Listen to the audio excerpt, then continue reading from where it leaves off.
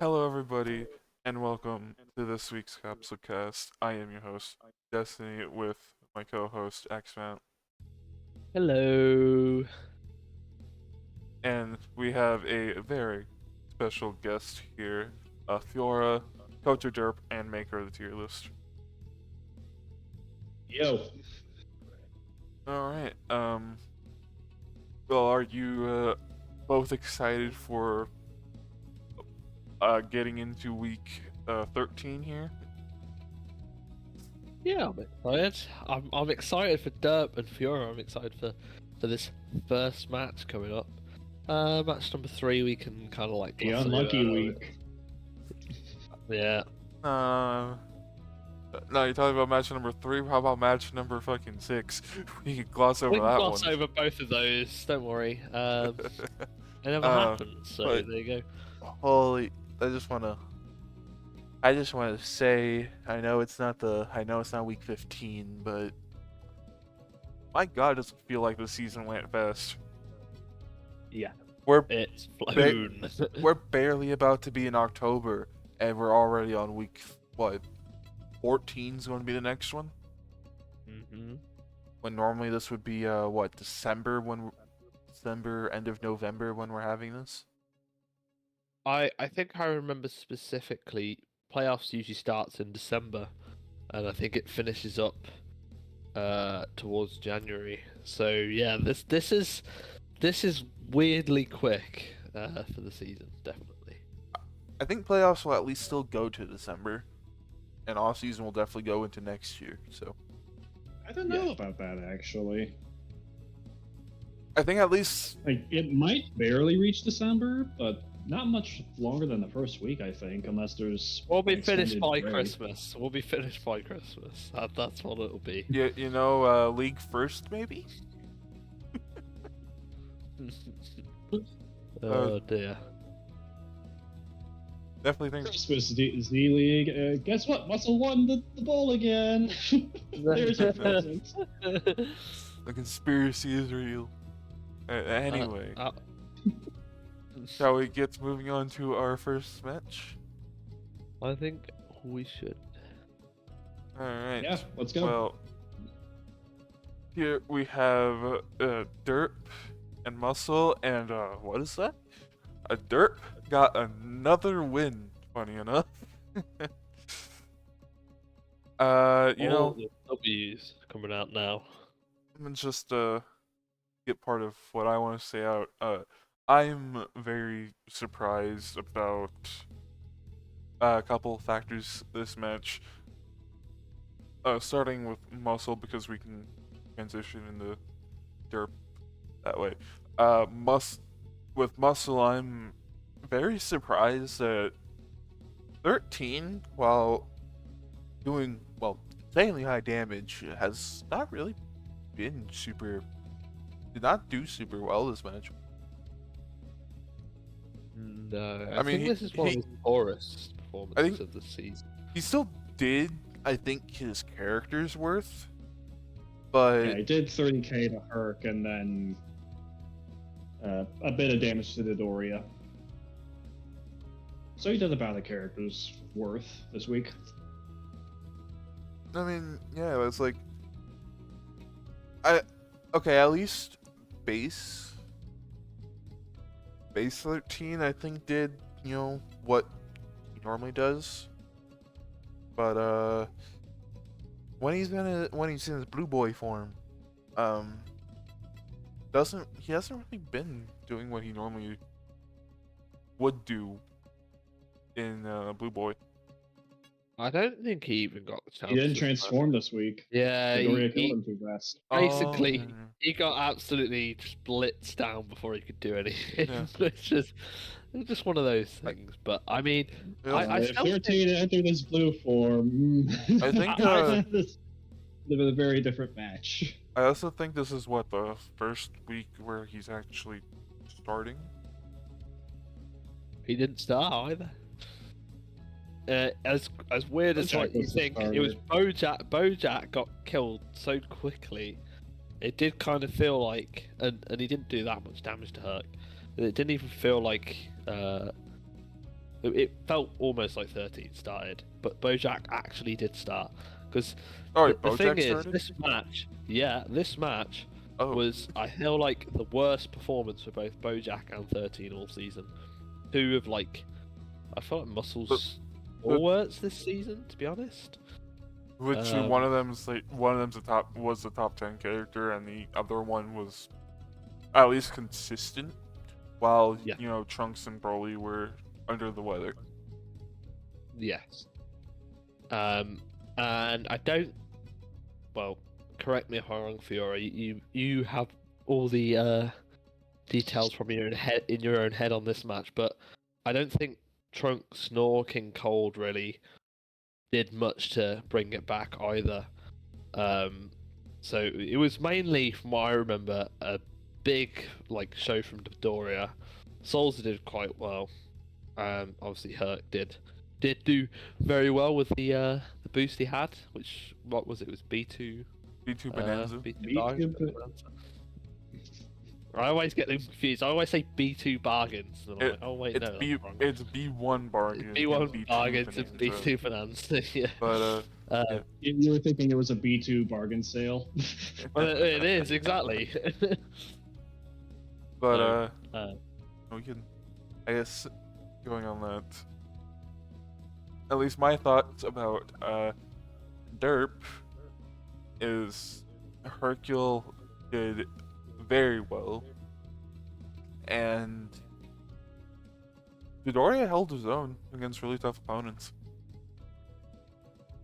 I think he did more than held his own. I think he, for the build he's on. I think I should. Should we get to my portion now? Because I Yes. can get more in depth on the details here. Yeah. So, quick rundown of the match. Hercule versus Bojack as the start. I know, Hercule is the starter. What? Weird. Yeah, around week 9 or 10, my team just felt like kind of giving up and going into an experimental mode. And funnily enough, that's where when we started experimenting is where we actually got the wins. Sad as that is to say, for what I planned for the team prior to that. So Hercule took out Bojack, had 3 bars of health left, did a bar and a half to 13. 13 then took out all of Hercule's remaining health in 30 seconds. Then Dodoria came in and killed 13 too quickly for him to really do much or transform. King Cold came in, did a good chunk of Dodoria. Dodoria did a good chunk to him. Dodoria tagged. Salsa came in, brought King Cold to his last bar, then he tagged. Then Salsa and Trunks slugged it out for a bit because Salsa's really good in the grind game, but Trunks was on Eternal Life and I believe Defense +3. So their little 1v1 there lasted a while. Then Dodoria came in and Trunks tagged, and Dodoria ulted King Cold to death, so almost a selfish tag from Trunks, but he tagged before knowing that Dodoria was going to throw the ult out.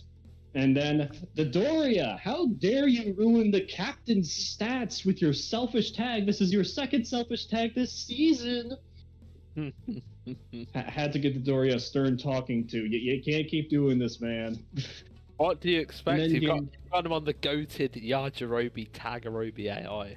So, he's always going to be a taggy man.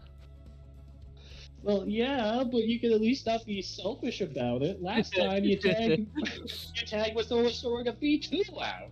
Oh dear. And then Well- Organyu, rest in peace is your stats. You only got to do 7k because someone decided to be a selfish boy with the tag game. You could have at least tagged a Salsa. He was still alive. At least he didn't take 30k damage for doing 7k. Yeah, Ginyu finished the match real quick. He barely took any damage. If any. I do have a question. So, go ahead. As well, was definitely noticed when the builds came out. Hercule. And I see. At least we both here. We saw that you put him on Eternal Life, and put most of his B2 power in the boost. Thoughts? And that. So the thought process with Hercule was, okay, he keeps getting bursted down. He keeps getting killed in like a minute. What if I give him more survivability? Against Cinema a few weeks prior, I gave him defense +2, attack -1, and Dende's healing, which actually played a pivotal role. Because he was down to like 3,000 health or so when he took a bar and a half off of Janemba in that match. If he didn't have the defense +2 or the Dendes, he would not have had the time to do that. So I was thinking, okay, maybe giving Herc more survival is what he needs to stay relevant and get back to his old form, So, hey, I'm already thinking of experimenting. My team is basically given up at this point. So why not give him Eternal Life? Can I ask a follow-up question as well? Go ahead. Sorry. Is that part of the reason why you wanted to start him? So he wouldn't get hit by like a savior user or get hit with anything like that. So you put him in the starting position. It's less likely for him to kind of be imploded. Or was that just a completely different thing that you just chose to do? I think the reasoning was, hey, worked decently as a starter against Janemba, so hey, maybe it could work again. Especially since Muscle hasn't been, at least off of memory, super big on like attack loop. Who's like Bojack's a tank, 13's been on Super +2, and he's typically been later in the bench, later in the line. Trunks has been a tank. King Cole's the only one that I think runs attack, I think. Yeah. This season, I think. This season, Trunks also tried running attack, but I think the limitations of his buffed up. Yeah. But I definitely know Trunks has tried running attack this season, but yeah, he's been a tank. More recently, he's been a tank. Yes. I figured, hey, this is a divisional. Why not give him B2 Bonanza as a boost? This was a last-second thing. I was pretty bad about communicating with my team because it wasn't brought up in the match because he was only on the field for like 20 seconds. I gave the team 3 Dendes, and Ginyu's was randomized off. Hey, at least it was the one that came in last. Yeah. And his stats were ruined anyway, so you wouldn't have to worry about anything. It's not his fault. It's Doria. Actually, it also isn't his fault. You should have noticed that there were 3 Dendes.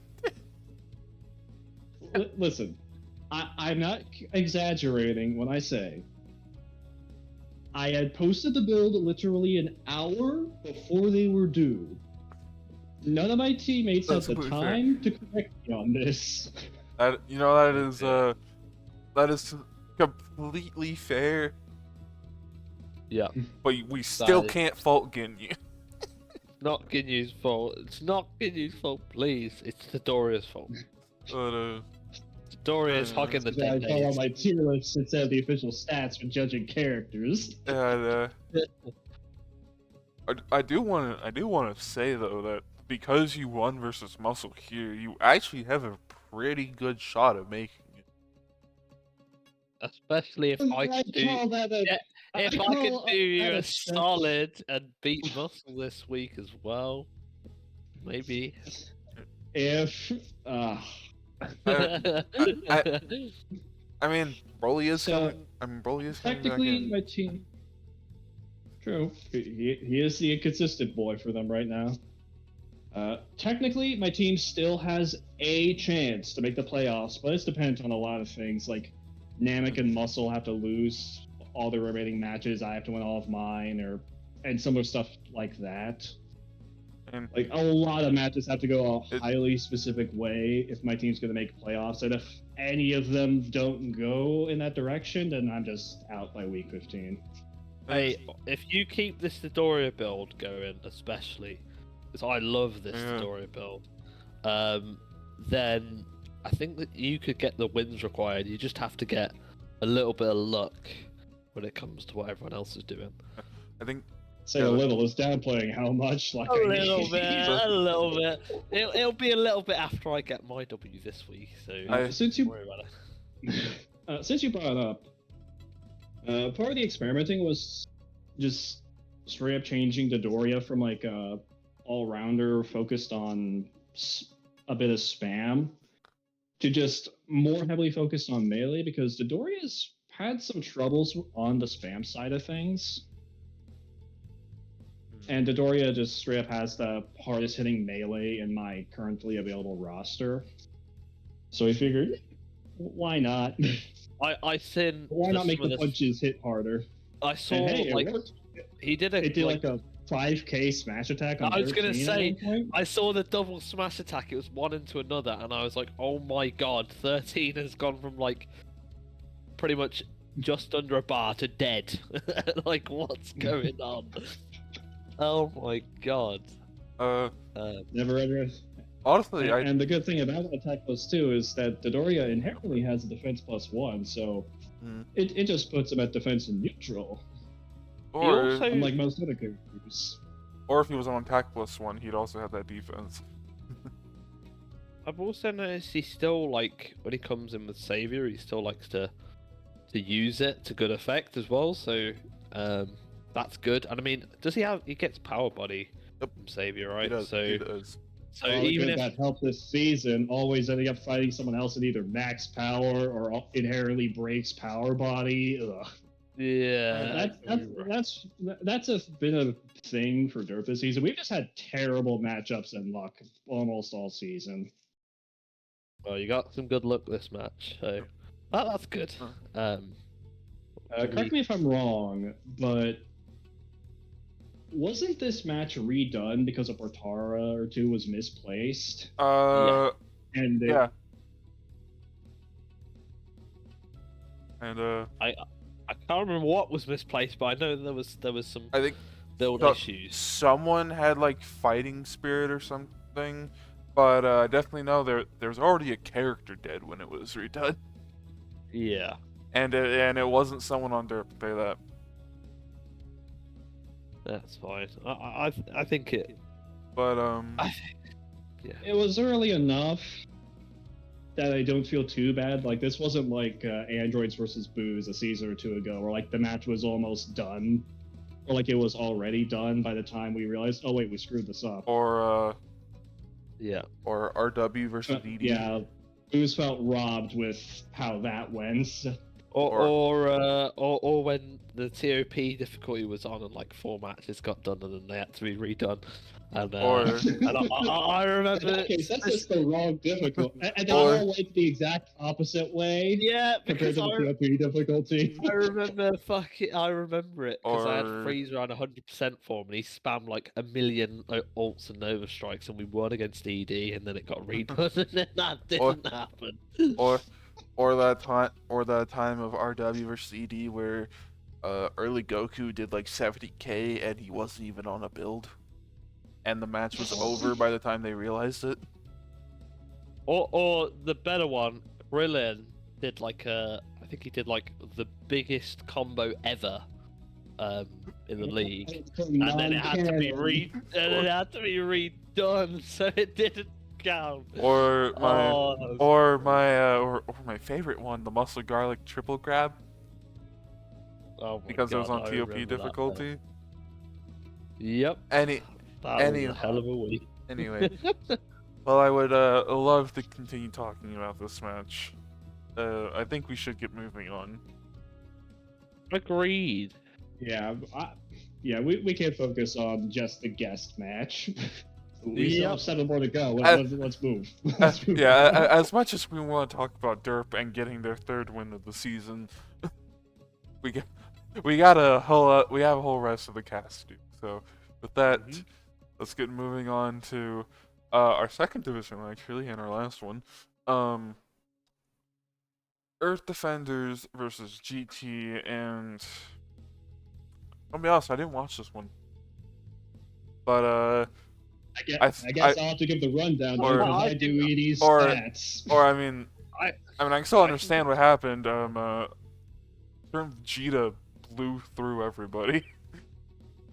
Yeah, so I mean, it was Krillin that kind of actually he didn't eat alive, but he beat Super Saiyan 4 Vegeta in a fairly even sort of fight. Yeah, he had like then- 5k left. Yeah, and then Sin came in. I think Krillin pretty much almost immediately tagged. He might have done a bar though. No. Did he? Should I just give the rundown? I don't remember. I can't remember that much, but I know that Mid Vegeta killed Sin and killed Gero, Yeah. and then Sin killed- and then End Vegeta killed Baby quite easily, and then that was it. I know that much. I just can't remember if Krillin died or tagged. Yeah, Krillin got KO'd by an overkill ult on Sin's part. The second time he's done it this season. GT, you should. He needs an intervention. There you Stop go. having him do these overkill ults. Have him use some characters that'll actually take the damage. GT, he's addicted. He killed someone once with an overkill ult and felt real good. He needs to stop He for the does. good of the team. Also, I'm going to be on some Geropium in this cast because, boy, my man Gero sucked, but I don't want to admit it. Well, actually, that's a lie. He didn't suck because if he did suck, he would have 8 Big Bang Attack, but he didn't. So What do you mean if he did I went suck? for a midair kick for some reason. yes, for some mean- reason he decided to kick it. You say that, but at least he's not on the FA bench. That's true, but I feel like Gero thought he was playing, you know. Well, it's not much competition though between Pan and Gero. That- Which poison are you gonna pick? But I mean, he's not on it still. For now, I feel like that could change No, annoyingly. no, because I don't like Pan. That's true. That is true. But yeah, anyway, Gero thought he was playing football because he thought he would kick the Big Bang Attack, the big ball, instead of just absorbing it like a normal person would. Well, a He normal. thought he was Bio Frieza Emperor. when Vegeta threw the Gallic gun at him. yeah. Remember Frieza just kicking it away? Jiro thought he Yeah. could do that. He secretly set the spy drone that he forgot about to watch that match. Thought he could do it again. Oh dear. But yeah, that was horrendous. And to be honest with you, obviously everyone's gassed up Mid Vegeta, and I'm happy for the man because he did do well. But End Vegeta for me actually gone under the radar a little bit because he shut down He shut down Baby, Baby. and Baby has been like he literally got an elite last week, I think. He did. And he also just in general he's been a top 10 character this season, last season, the season before, and just been like ridiculous. Whereas End Vegeta this season hasn't really been as good as what he has normally been, but it felt like a kind of return to form, which I'm happy for ED about. I can't remember what they boosted on him though, so I don't know if that will continue because I know for this match ED used a lot of boosts. Both teams. DT did as well, but ED had like the most of the I money. think it was I have it pulled up now. closeout special. I think because I remember during the Right. match they talked about how they both had power of rage effectively because they had the same boost between Baby and End Vegeta. I mean, I literally have it pulled up here. I can tell you. So yeah, ED had a fuck ton of money. Because Yeah, they did. They They- had they- a fuck ton of money. well, they had yes, because they boosted starter kit, which is 5 Zenny, and they put it on Krillin. Literally everyone got a boost on their team this week. Close, Sirius on Mid Vegeta, B2 Bonanza, which is 6 Zenny by the way, Yeah. on Mid Goku, and closeout special, which is another Zenny. 6 Zenny on End Vegeta. 6 Zenny that went completely to waste, by the way. Mid Goku didn't even have to step on the field. The I mean, when- Vegetas took the show. I mean, when you I think boo- that's 2 weeks in a row. Oh, sorry, carry on, Destiny. when you boost your entire team, it'll be like that. I think that's 2 weeks in a row though that a 6 any boost has been thrown down the drain because Rugrats boosted closeout special last week that didn't get used. Yeah, we don't need to talk about this last week. Okay, well I'm just bringing up context, and then this week, After- ED boosted a 6 any boost that didn't get used. That's So the, that's the that's second. interesting. That's the second week in a row, but the third time this season. Because Bardock had it happen to him. Oh, but didn't Just he wait use till we it get though? Like, Just Yeah. wait till we get the 4th Father Award in the last week. Don't worry. That character had like no health when he used it. Literally a pixel. that is true. Literally it a pixel. It wasn't effective use, but at least he kind of did something with it. At least he but appeared in the match. everyone else had, everyone else it was like 6 and he's gone, and they've not even So- like, hit the field. Let's see. For GT, there was also 18's Kiss, which is 4 Zenny on Super Saiyan 4. Closeout Special, which was 6 Zenny on Baby, obviously. And Light Body, which was 2 Zenny on Jiro. So kind of a big spending match, but Yeah. my God, Edie had some bank. They did. So, Fiora, since you do stats on these or on ED's matches, obviously you've looked into this match a bit more probably than me or Destiny, but do you have any thoughts on this match generally? My main thing is if Jiro with that kick. if he tried to absorb Vegeta's Big Bang attack or dodge out of the way, like he tried with the jump, he was just early. He was a bit early. Yeah. Yeah. Then this could have gone a completely different way because 5 seconds into the match and Jiro just loses half his health. That's and the thing is he was doing decently against Vegeta. It's just that Vegeta had Eternal Life and deleted half his health before Jiro got to do anything. Yeah. That definitely. And you see a lot as well, characters happens. doing the little kick. It's so annoying when it happens to you because you know when they're in that kick animation, they're not going to dodge. And obviously, he wasn't also going to take the energy from his ult either. So it was like, that was the worst thing Jiro could have done. And it put him so far back that it was hard to really recover. Another thing I want to bring up here is he didn't do a super ton, but Vegeta and to a much lesser extent, Jirobe. Don't forget here, they're loans. They're Edie's not gonna have them next season unless they make a bargain with RW again. That's true. I kind of hope we see Yajirobe at some point, but I doubt it. We might see Jirobe in the last week, since I'm pretty sure Edie is guaranteed in at this point. Yeah. But I doubt even that. Like, I don't think Edie's the type of team to do that sort of thing. No, probably not. Who knows? Maybe they would to throw a match so they get a little more Zenny next year. I don't know. I think well, yes, they're guaranteed in. I think because they're tied with a lot of teams, by the way. I think they're just trying to do it for position. Yeah. They're not guaranteed the buy, though, I don't think. Not yet. The only one, the only two guaranteed to buy is Boost Saga and Kaiju. If I'm not wrong, if ED win this week, no matter what GT do, they would be guaranteed. No? Maybe I'm wrong. Yeah, actually. because how many? Yeah, No, what's ED's record again?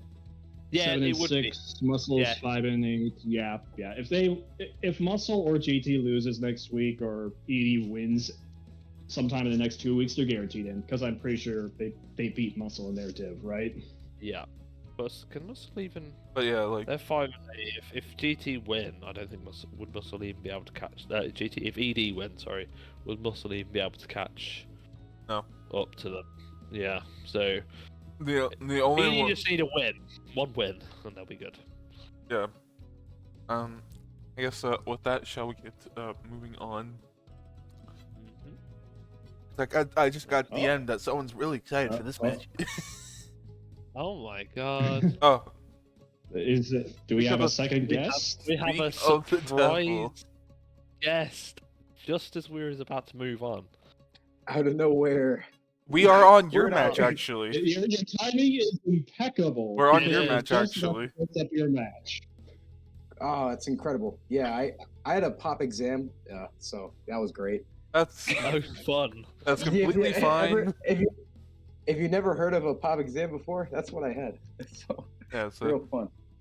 completely fine. You know The what? teacher decides to be an asshole. You know what? We're on your match. How about you say your piece?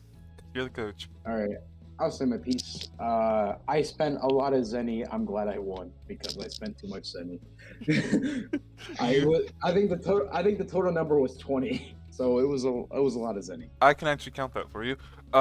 Let's see. So, yeah, it was 20 Yeah, it was 20. exactly. How much did you have before you used it all this week? It was 20, and then 20 is gone. So I have 0 now. No, you have one. You have one. You Zenny. have one. You have Oh, one from the Zen. win! Yeah, you Let's have one go! Zen. You can, and you know what you can do? You buy a Broly's. Yeah, but anyway, it was. Yeah, we don't want Nam to transform into Super Nam. His moveset sucks. I was glad how the match went. GT is always a fierce opponent. Honestly, what it came down to for them was just like Jiro, to be honest, because like everyone performed pretty well. Like Baby maybe had an off night, but Baby was also expected to go elite to beat us. So the real person who dropped the ball was Jiro, which is not surprising. So other than that, GT has 2 characters that are pretty consistently going 60k average. And no, it's definitely nothing to scoff at. They're a really strong team going into the playoffs. So yeah, I'm glad I got the win. If I didn't spend the Zenny, I'm not sure if I would have been as very confident about getting the win. So At least feel bad about the 6 Zenny that went into the void because Goku didn't even have to hit the field. yeah, well, it's good void money. It was in spirit, you know. It's like, give me my 6 Zenny, and he passed it to the rest of the team, and it was it was a great moment. It was a spit. He spent the Zenny on snacks for the bench.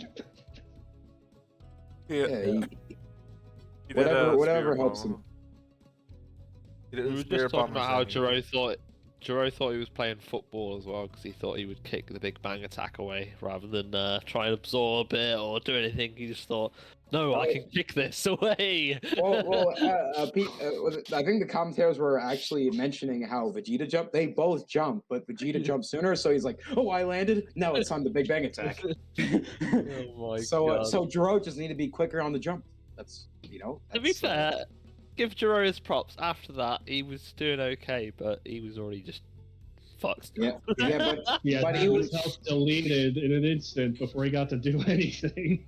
yeah. Well, he was fighting Sin's scraps because whatever was left was what Sin fought off of mid Vegeta. Ooh, by the way, Vegeta had about 2 health bars when Dro hit the field, and he had eternal life. yeah. Well, what's interesting is like Mid Vegeta's never had really a season like this because Mid Vegeta's always been seen as like one of the less oppressive Vegetas, but he's been having such a great season. He's kind of been saving my loan because currently the 2 characters I loaned to RW are outperforming N Vegeta, and of course I'm not using Yajirobe, so I'm glad Mid Vegeta's having such a great year. Speaking of, are you ever going to bring Yajirobe in as like a meme match to throw to get a little more Zenny next year or something? I just didn't do testing with him because once I realized I got Nam, I was a Budokai coach, so I know how to work with Nam a little. I don't have the proper testing, but I can, like, knock on wood, Yajirobe might have a future at ED. That's all I'll say. Ooh, interesting. Honestly, you could probably run like a Attack 2 or something KSA, because I know that Try to make Diet Majin Vegeta, Sparking Plus, Savior, Attack 2. Yep, exactly that. Because I know Andy was very keen on that sort of build. So Yeah, he's been telling me. Yeah, I know. yeah. Oh, has he? Okay, that doesn't surprise me. I'm just bringing it up because you haven't used them yet. Yeah. Yeah, I mean, Nam's also been performing well. Like his average looks a little low, but Nam like has mostly been coming in as a closer. Nam has been really good, and like the main like I know preseason is like a weird thing to base it off of, but he was dominant in preseason, so I that's why I ultimately like kept going with Nam. He also gave me a scare last week, so that was Yeah, fun. Nam ain't a slouch. So like, it's if you look at our roster, there's a lot of expectation. Like it probably wouldn't be Nam. Probably the swap that would happen would be mid Goku, but obviously people are like, how do you bench mid Goku? That's impossible. But so. It's a hard decision. Okay. Since I've been wanting to ask for a while now, just because it's a funny detail, I know this because I do your team's stats. How does it feel knowing that mid Goku, more often than not, throws out an ult and never a B2 during some matches? It's not. I despise mid Goku a lot because, well, honestly, it's not really his fault because if you look at our roster, Krillin is forced to a build. He can only do that build. Mid Vegeta works a lot better on melee. And you look at our base roster too. So many of our characters are either like pure defense or attack is when they're most viable. Like I tried getting funny with TN last year, putting him on a super build. That was terrible. Like he wasn't good. So there's a lot of our characters are restricted. So mid Goku is sort of forced onto a B2 build. I think put Super Saiyan, put Attack +2 on him, he might be incredible. But he's sort of forced into the B2 role, and he tries to do it, but B2. I think the hardest thing in this league is not to have a consistent meleeer, but to have a consistent B2er, because I feel you there. Yeah, I feel you there. Yeah, exactly. With Herc, like just to like be able to build a character that will consistently be two, that is just wild. So obviously Goku is gonna have derps because like expecting the AI to do one particular part of their kit, which is B2ing, it's such a tall ask, and like when they don't do it just feels so bad. It was a lot easier in the earlier seasons when spam was the meta. Yeah. Back before the AI was changed to be a lot more melee oriented. Yeah, 100%. I know, I find a lot with, from my own experience with like an ult spamming type character, that a lot of the time you sacrifice B2s for ults, or ults for B2s rather. So, Frieza last season, this is just based entirely on the top of my head, I haven't got the stats in front of me, but he did a lot of ults, but not a whole lot of B2s. So sometimes maybe it's better to build around that. I don't know if mid Goku's run like ult +1 or anything, but maybe that could be something you could do if he's not doing. B2s, but I mean, you mentioned a lot of like ults, but I think he's thrown out 6 this season. So 6 in like it's been 13 weeks. That's you can't spend 2 of those are against me. On that. Yeah, exactly. So you can't spend on that. How many B2s has he thrown out in total? What's that was my rant the last time I've been on the cast about how he has less than fucking Nam. Yeah, it's okay. Mid Goku has 8 ults, which isn't terrible. It isn't terrible. It's not fantastic. But he has 20 B2s, so he has less than Nam. Yeah, it's not fantastic. Yeah, kind of sucks. Yeah. He has half as many as Android 19, who's had like 1/3 of his screen time. Yeah. Where is it? Actually, I just wanna check that now. Actually, use the second lowest. Yeah. on So the team. here's the thing. Here's the thing. This is perfect example actually. So you might want to get that ult rate up if you can, but Freezer only hit 19 B2s last season. Or didn't hit. Sorry, he only fired 19 B2s, hit 15, but he hit 15 ults. So that I feel like there's a trade-off a little bit. Maybe it's the Yajirobe AI because he It's is the Goku. Yajirobe. Meg Goku is running Yajirobe. And that's what Freezer ran last season. So maybe, it could be actually. So I don't know. Just Yeah. something to consider. Yeah, but I Yeah. beat the ED horse to death. I'm ready to move on to the next match. Sweet. You ready, Destiny? Oh yeah, I was just. I'm not ready. Oh, I'm yeah. not ready. Oh, Let's skip match 3. Oh yeah, I was just sitting here eating some fries letting you guys talk. That's sweet. Anyway, yeah, moving on to match 3, we have Boo Saga versus Gold Kingdom. I'll start it because I'm going to you, but I also want other people's opinions first.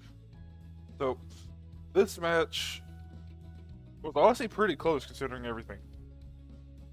Mm-hmm. And so definitely the two highlights of this, at least one of the highlights of this match for me, and I'm pretty sure for a lot of people, is definitely Kid Boo. He basically made it seem like, oh, Boosaw was going to win without having to use another character again. But I forgot specifically who on Cold did it, but they Probably if you're talking about a comeback. yeah. Cooler definitely pulled it back, and I as I have been DM'd by the coach, and I'm going to say this exactly how he said it. He planet bursted all over Cold. Yeah, he said that to me too. I do like the big ball ults. Well, we hit one of our own in this match. It's just a shame that And you guys someone have was those? on the ground when it hit. Yeah, we had a supernova hit. Oh no, In you fact, guys we had just a have death those? ball hit too. Yeah. But anyway, you know, your Macho, whichever one wants to go first. What are your thoughts?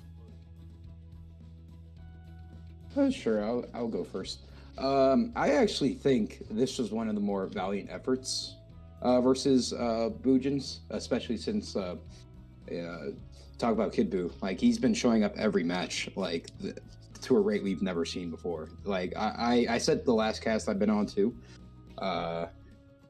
Kid Buu had finally realized he's the character with the best base stats in the game in the league. So it's interesting the fact that he's realized that and he's using that to his advantage is so scary. Bujins are such a scary team, but other than Derp, who we have the coach of the cast, Cold put up a valiant effort against them. That's like one of the closer efforts I've seen against Bujins because they've just been so dominant up and down the board. They have great characters, and Kid Buu has just been Kid Buu. Which is, something you don't usually say for most of the seasons. But Cold put up a really good fight, and as we transition to the more playoffs aspect or fighting for the playoffs, I'm really interested to see how the Bujins can transition to their 5-man into the playoffs, because that's a big difference. The reason why teams like Muscle has been so dominant in playoffs is because their 4-man usually have such a lower record going into the playoffs, but their 5-man is known as so super strong. So I wonder how this 12-1 Bujins teams can transition to the playoffs aspect of the league. But I'll pass it. I was just going to say before there goes, because when thinking about the 5-man, you also have to consider the other person that hasn't been in this week, which is Buhan, is still a very good character for them too. Very consistent. Yeah. One of his weaker seasons, but that's like saying he's still a really strong character. Like weaker seasons, he's like, oh, he's doing about 50. Yeah. Oh my God, Bujins are so strong. All right, Fiora, go ahead. So since you brought it up of just this being a weaker, quote unquote, weaker season for Buhan. I just wanted to open up my little tier list document real quick to check their averages. Yeah, holy shit. By my tier list, which again, reminder, does not include overkill damage, but is unaffected by cutoff. Everyone on Bujins except Vegito is averaging over 50k. Which is funny. That's how it's looking. That's well. Yeah, holy shit. Yeah. I wonder why Bujins got Spopovich forced onto them in 2021. I wonder why. Although, yeah, it's like you do have to consider a lot of their power is the fact that they don't have to run Spopovich, which means they don't have to be forced to build a melee character. Which Well, is they really found something special because like Spopovich was still a 40k character when he was on the team last year, and Oh, yeah, then but- that team last year was South Kai. So I think part of the reason why they just don't like Spopovich so much is that he's like kind of a Patara hog. yeah, He's also just objectively the weakest link of their team in like every category. I mean, oh no Like doubt. his melee is like compared to everyone else, his melee sucks. His B2s suck for damage, and in terms of their key efficiency. And Yeah. I'm not gonna lie, pretty sure the only reason I beat Boo Saga, and I'm the only team to beat them, is because they had Kid Boo benched against me. Yeah, Because Kid Boo is by far their best member this season. there's a reason why I spent 20 Zen against GT. It's because I want the bye week. I don't want to be in the same bracket as Busaga. I don't want it. I mean that is a fair point. Yeah, like, you'll probably still fight him anyways. if you would. Although I can't, in the long term though, I can't help but feel a little bad for Bujin or Busaga. I'm so used to Bujins at this point Yeah, me too. because their wins are in the double digits now. They'll have like one Zeni for free agents next year. I think They'll that's fine be with them. fine. They'll be fine. Absolutely fine. Because you also have to note, or actually, the main thing that seemed to worry people, or I know it definitely worries the coach, is loan options because they were so powerful. Because remember, they're Boo Saga; they can have a lot more loan options now. Mm-hmm. Or Goku, Vegeta. They could literally Like, get the they do have a Vegeta. lot more They could options get the available to them. Super Saiyan Vegeta fusion if they could. It's true. So that's the This thing. is now. very true. Anyway, we've been saving him. Xmat, your thoughts on your own match? Okay, well, I'm glad that you all talk first because you've just built the narrative for me, which is that Busaga are incredibly strong. So it was a bit of a mountain for us to climb, especially with my best character benched. So I mean, Yeah, It was Frieza was always- benched. yeah, I took a leaf out of your book, Fiora. I thought we're Bench you probably strong guy against a team you think you'll lose to. yes. I very rarely do it because even last season, when I went against hybrids or androids who were both 11 and 4, I felt like they felt not like easily beatable, but like they felt beatable. We could do it. With this Boo Saga, just team with like everyone doing 50k and Kid Boo being Kid Boo, I thought, Except I'm Vegeta, not who's gonna- still doing his 40. yeah, I thought I'm not risking it, so I took Frieza out of firing line, and yeah, I thought I'd rather have him in for Muscle and Budokai. So that was my thoughts on that, to be honest. And just the match in general. How actually did what I thought he would, and I thought he would be Evil Boo. I predicted Evil Boo would start.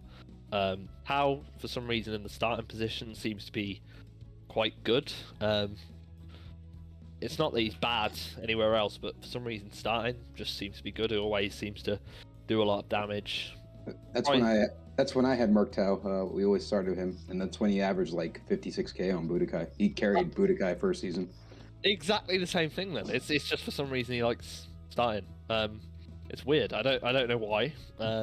He just does way better. So you know as well as I, he loves to start. So and then Zarbon and Mecha Freezer didn't really do bits. They didn't really do very well.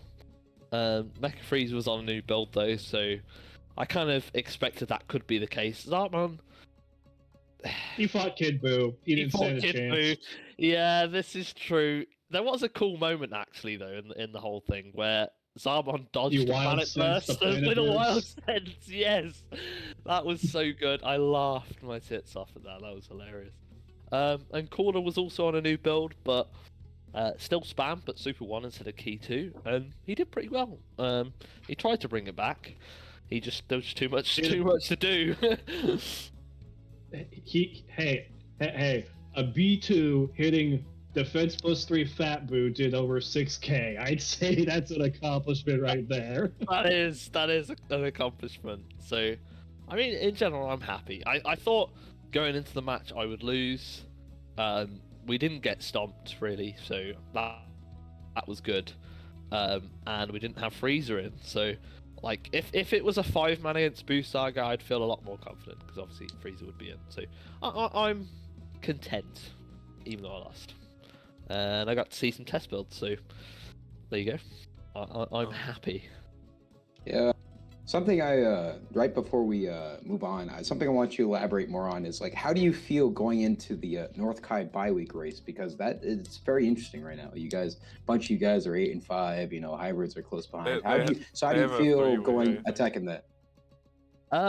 So a couple of things. I'm not like massively bothered if I do or don't get the bye. So it's not the end of the world. But I want it. Obviously. I'm quite happy because at the moment there's a bit of a Mexican standoff where as long as we're all on the same record, I'm top. So if everyone keeps, like, if we all win our last 2 matches, say, for instance. Or lose, yeah. Then we're top. Because unless the damage numbers change massively, we're top. So I'm quite happy in that regard.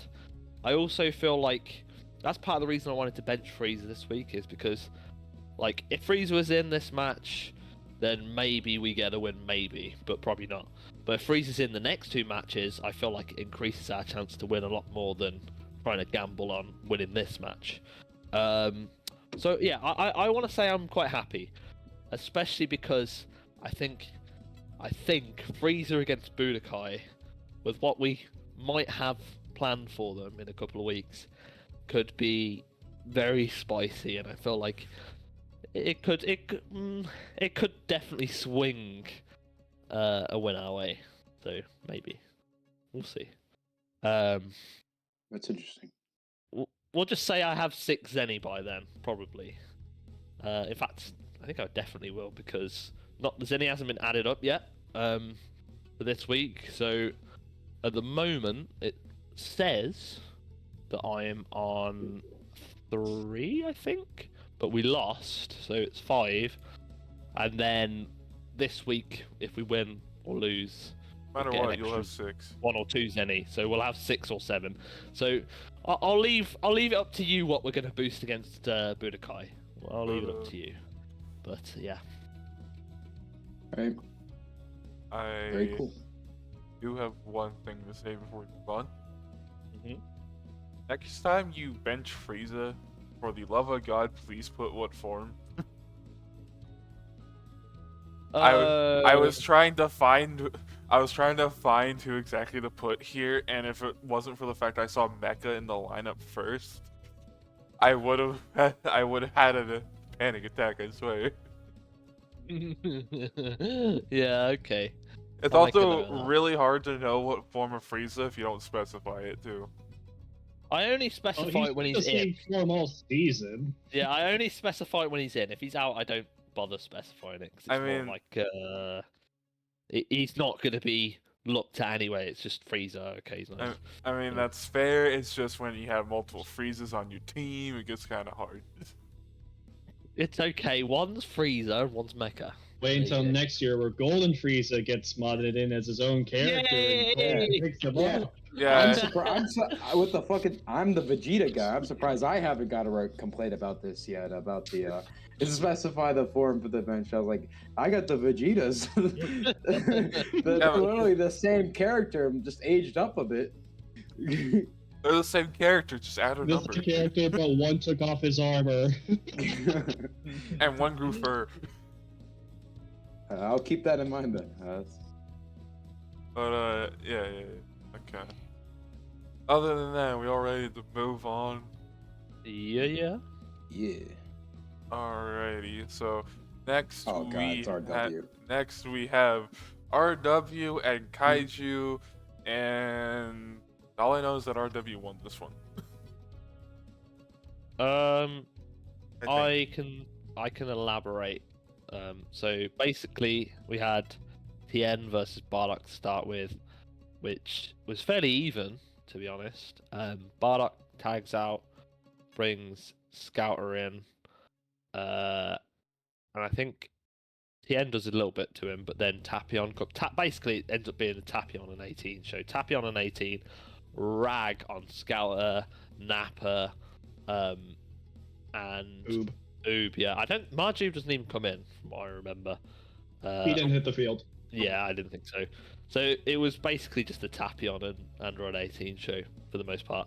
We also did see a Neo Tri-Beam, which Tien did on Bardock, which was quite funny. But he did what he always did. Would have done as much damage if he just threw out the regular one. Yeah, Because Bardock was on the ground when the second one hit. Yeah, he didn't do the spam. He just did it like 2 times, and then that's it. So great. Hey, sometimes Perfect, he yeah. only throws out the one, so at least he did marginally better. But Yay, AI just does marginal not know how to use gains. his AI. Next time you'll do it 3 times, hopefully. And yeah, Sometimes the third one. I I do want to preface though. Kaiju was doing like a lot of tests, but I don't know about Bardock. But I know Scout was running Demonic Bargain and like was on a different AI.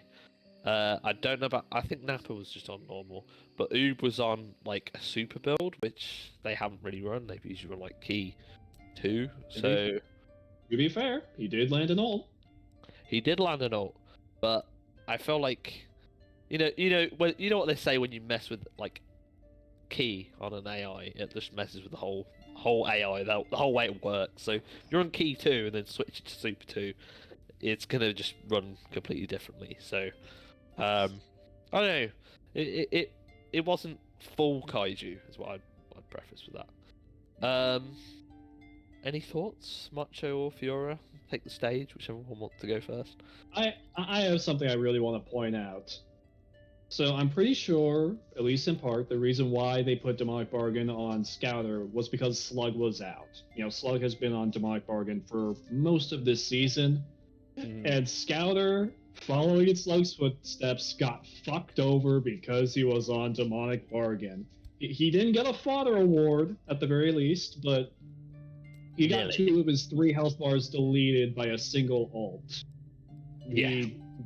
He was basically the Giro of Kaiju this week.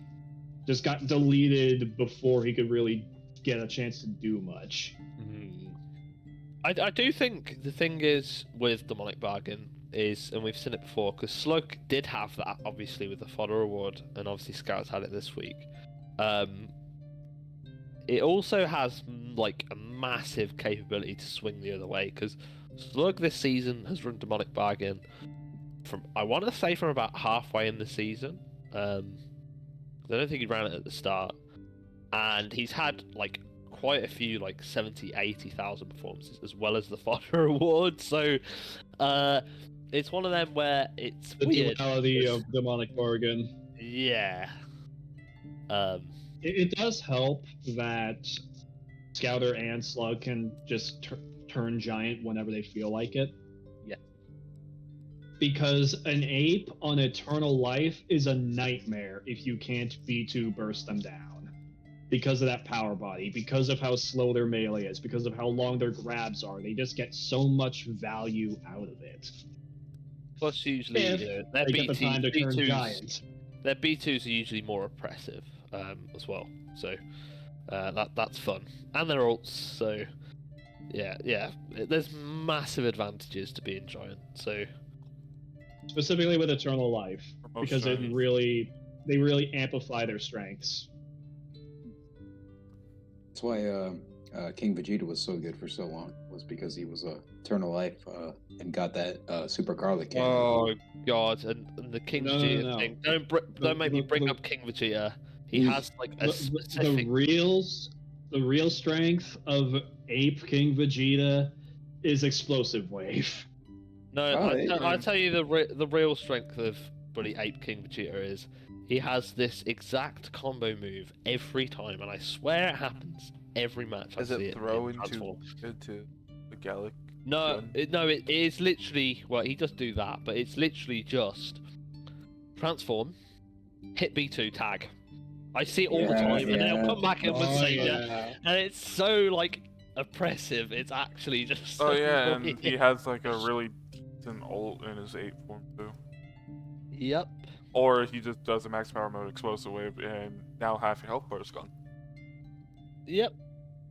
Forget about half your health. Your whole bar's gone. It's gone.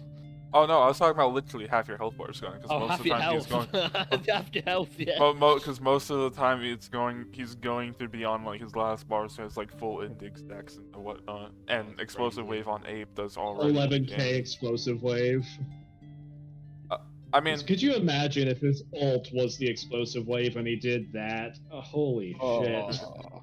I mean, the nice thing from too is they technically didn't really lose anything by trading him, because they got another giant with explosive wave. Yeah. And I'd say Slug and King Vegeta's giant forms are the best currently available in the league because of those reasons. Yeah. I do want to say something. I definitely think RW's enjoying their half of the loan. Yeah, well, I didn't get my say in yet, but yeah, that was going to be my segment about man, they're man. I just want to say one, Macho. Can I say one last thing before you of say course. yours? Of course. Tapion, for once in his life, being a 25 Zenny FA and feeling worth it. This is like his best performance all season by a wide margin. Oh yeah, he's been pretty underwhelming. Just ask Androids; they're very unhappy with him. in the He's last- been underwhelming ever since the AI switch, to be honest. Yeah. Because he's always been, spammy on, and this difficulty does not favor spam. This difficulty loves to fucking spam something, alright, and it's called Hero's Flute. Bloody hell. Let's say this TN like absolute, propaganda. I want to hear. Go it. ahead, Macho. Well, so I got, like I said before, I got cute with TN's build. I was like, maybe TN can use a little B2 kit in his kit. No, Bandit found the great solution. TN has been so good for so long. Put TN on Eternal Life, and he will do magic. And that is what he does. Put him on Eternal Life, and that man can perform. And gosh darn it, I miss TN, and I miss Yamcha too, separately, because I don't use the other character. So man,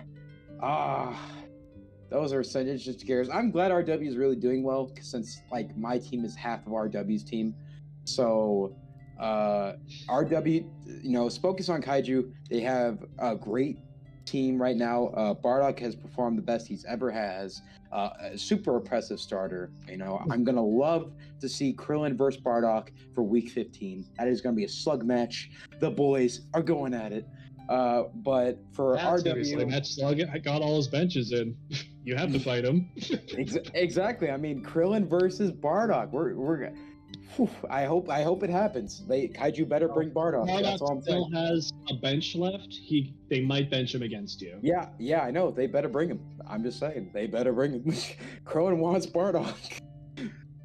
But anyway, RWs look super great. Because a lot of people were like, "Oh, and Vegeta going to ED, that makes him powerhouse." Right now, RW has a higher record than ED, and they've looked really solid, like more solid than they have been. Android 18 is probably having the season that she has best season she's had in the league. Majub has always looked great, is looking great, and they have a very good all-around roster. They cover a lot of bases. They have the B2ing, they have the defense, they have the attack. RW right now going into playoffs is a really solid team, and I think a lot of teams are, not going to be happy if they see RW because they cover so many bases. So yeah, RW good team. Kaiju also good team. It was a fun match. I would say the two things on my mind is you say Tien works on Eternal Life. Thank God Majub's so good because he was their Eternal Life user for a while. Yep. Majub don't need Eternal Life. Majub can run anything. Yeah, that's the thing. All Majub needs is Majub 10 has a lot days. more creative. Yeah, Majub has a lot more creative freedom because I think his kit's a lot stronger. Tien just needs Eternal Life to be good.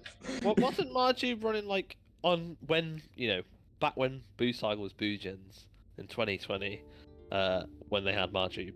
Wasn't he running like Super 2? Or like they were testing on Super 2 and he was like they ridiculous. had him on like an all-around build because remember this was pre-Switch. They actually could spare and attack Patara and he was on attack 1 I think. But he was like completely all. Yeah, but he was like completely all-rounder and he was a monster. Maybe I'm wrong then, but I swear I remember like I could be wrong here. But I definitely think they tested a Super 2 build and it was ridiculous and it was one of the most consistent builds they found. I think you're misremembering because I definitely remember RW testing a lot of Super 2. Maybe it was RW. I think it was RW, but the reason why Super 2 was so effective because the two key volley, that does like 9k. And then Chocolate Beam does like what 11 probably, but just pray he doesn't ult and he'll do work. Just like, but don't ult, don't do it about you. I mean, don't give him enough key to ult. There you go, fine. I mean, here's the thing. By the way, I want to bring up. Yeah, go ahead. By the way, I want to bring up something. The Majub and Vegeta privilege. Every other Barrage B2 does 5,000 and costs 3 bars. These privileged boys and Vegeta and Majub, theirs do 7k and cost 2. What is this? What is this? Come on. I wish and Vegeta would do that more because he doesn't like it. He just likes getting punched in the face. Last time I remember, I don't think and Vegeta was on at least for when RW had him fucking tearing up a storm. I don't think they had him on Key 1. I think it was Super 1. No, it was Key 1. It was Super 1. It was Super 1, but the key amount was the same because they put launches on him. That's why I kept the build as it is. So, but how the AIs work? Supposedly, that I'm under this sector of the religion that it's key that affects the AI, not the actual blue Batara. So, from my sector of thinking, the key value is still the same from when he was in his powerful Super 1 phase. But yeah, so I would argue, if you want to go with the key thing, launches is like obviously charging key, if that makes sense, like when they active charging. Whereas key 1 would be passive as well. So I feel like personally, I feel like there is still a difference. Like you might be right between launches and key. You might be right. Yeah, because launches doesn't work unless on the character has androids. like 1 passive bar, because that's such a little difference. Yeah. It's weird. The AI works in mysterious ways. I don't. Yeah, the reason why not even the programmers know how they work. Yeah, I have to go key +1 to try to like maybe replicate it is because I don't have any launches available because I have Mid Vegeta and Mid Vegeta and Mid Goku both running launches. So that is completely fair. And I should have just thought of a second other thing other than the second thing I was gonna say. The real second thing I was gonna say was I'm pretty sure we would have seen Kid Goku this season, and I know Macho can fucking vouch for this. Kid Oh, yeah. Goku is a monster, but I just don't think Kaiju had the testing time to get him because he was dropped from Budokai and then immediately picked up by Kaiju.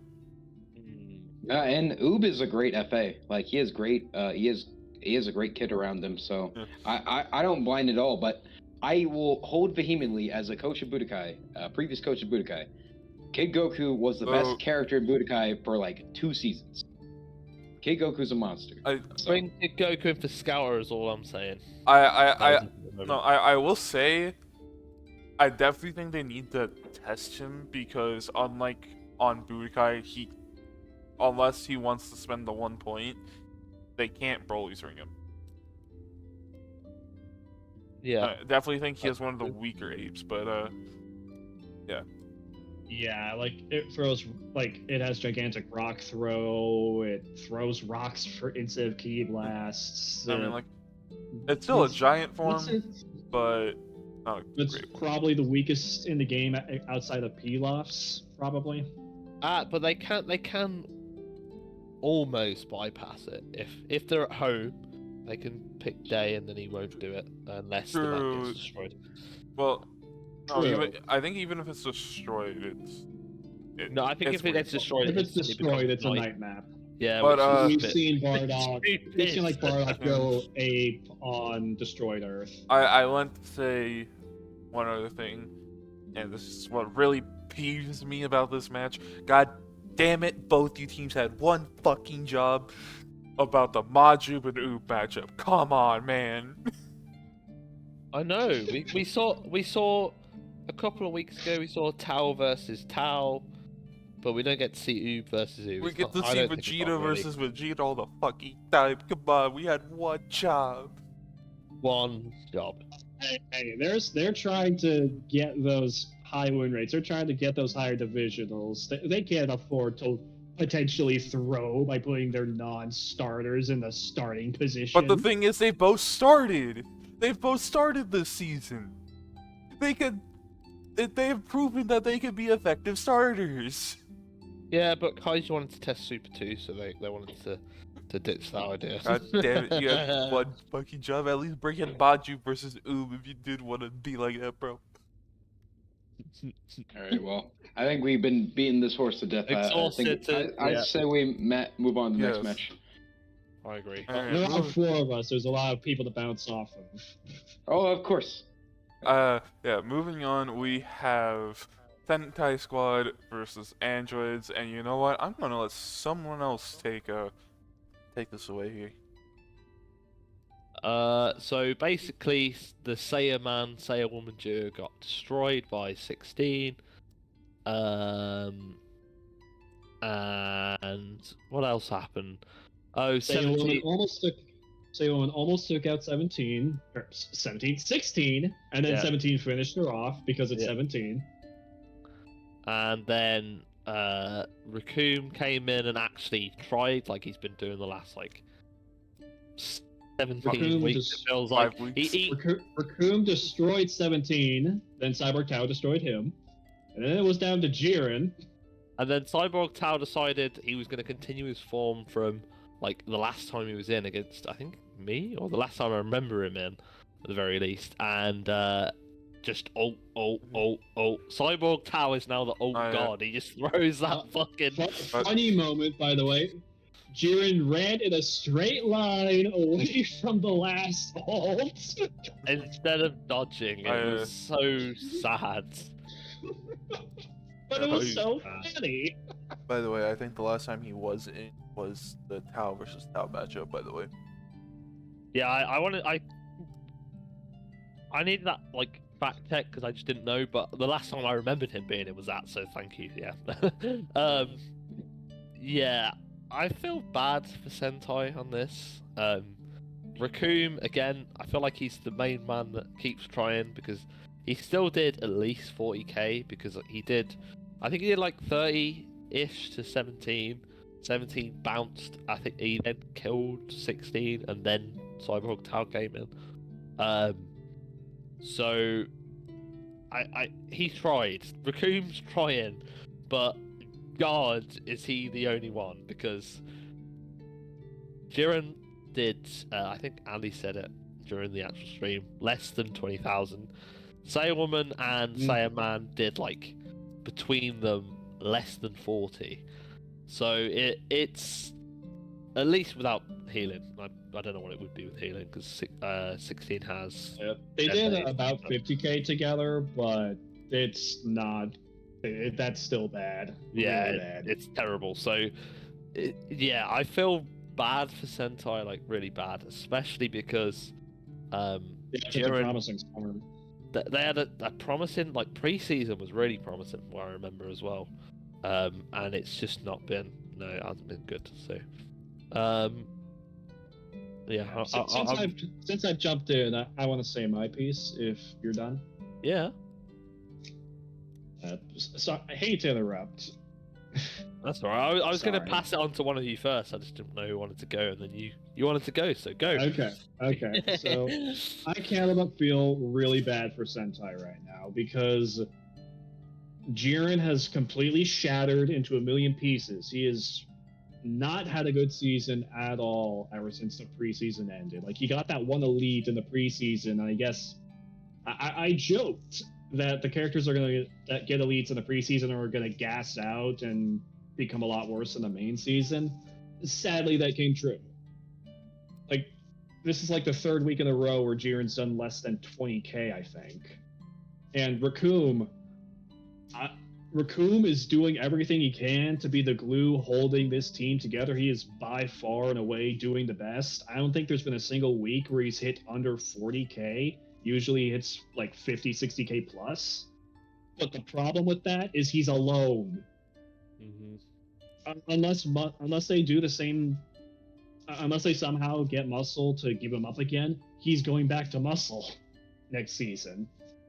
And Woman has just had a tragic season. She started out decently. She was doing like 40, 50k on average, but just like Jiren now, she's just been doing sub 20k, 25k maybe for the past 5 or 6 matches in a row. Like, this has just been a complete disaster for Sentai. And if you look at our records, Derp and Sentai are the same now. And I feel part of the reason why is because of Jiren specifically. So a big lesson that I've learned this season with Hercule is pure B2ers just aren't going to cut it in the current AI difficulty. It just favors melee so much, especially with how the characters have so many ways to get around a B2. You need something else to supplement them. Be it melee or, in my case, survival. Because ever since I put Hercule on healing Portaras, he's been doing substantially better compared to before, just because he has the extra time to throw out and hit B2s. And I think, Sentai, if you are watching this, maybe try Jiren on, like, Eternal Life, a healing Portara, maybe even make him a tank spammer, like Dodoria was in 2021. Like, defense +3, launch, fighting spirit, savior, some combination of other Portaras, something like that. Because as it is, I don't think going super hard into super damage or pure spam is going to work for Jiren anymore.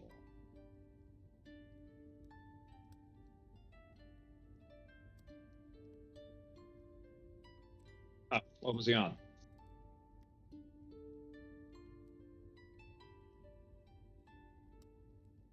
Oh.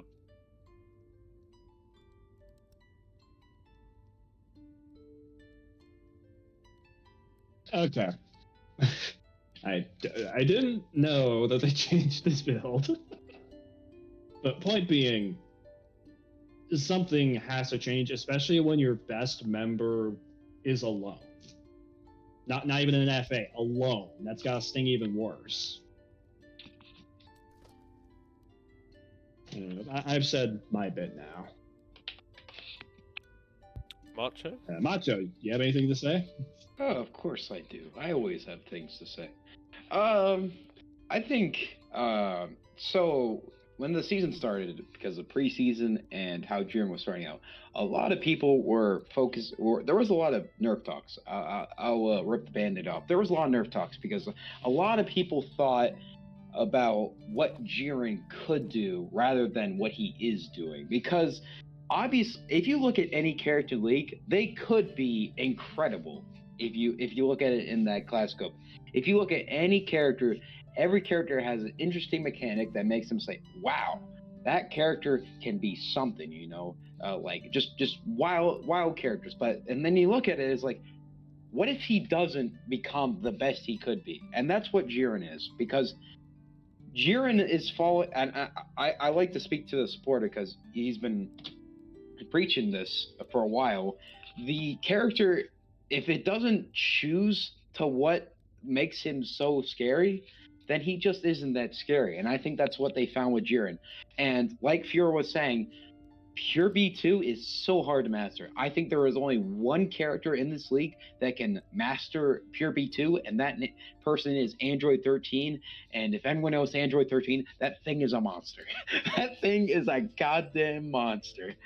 But other than that, yeah, I'm glad Raccoon has seen such attention as he has. But yeah, Sentai, people focusing on Jiren, Sentai has had a really rough go at it, and especially since I was one of the people who tested against Sentai such a lot. I remember chatting with Xmat about this.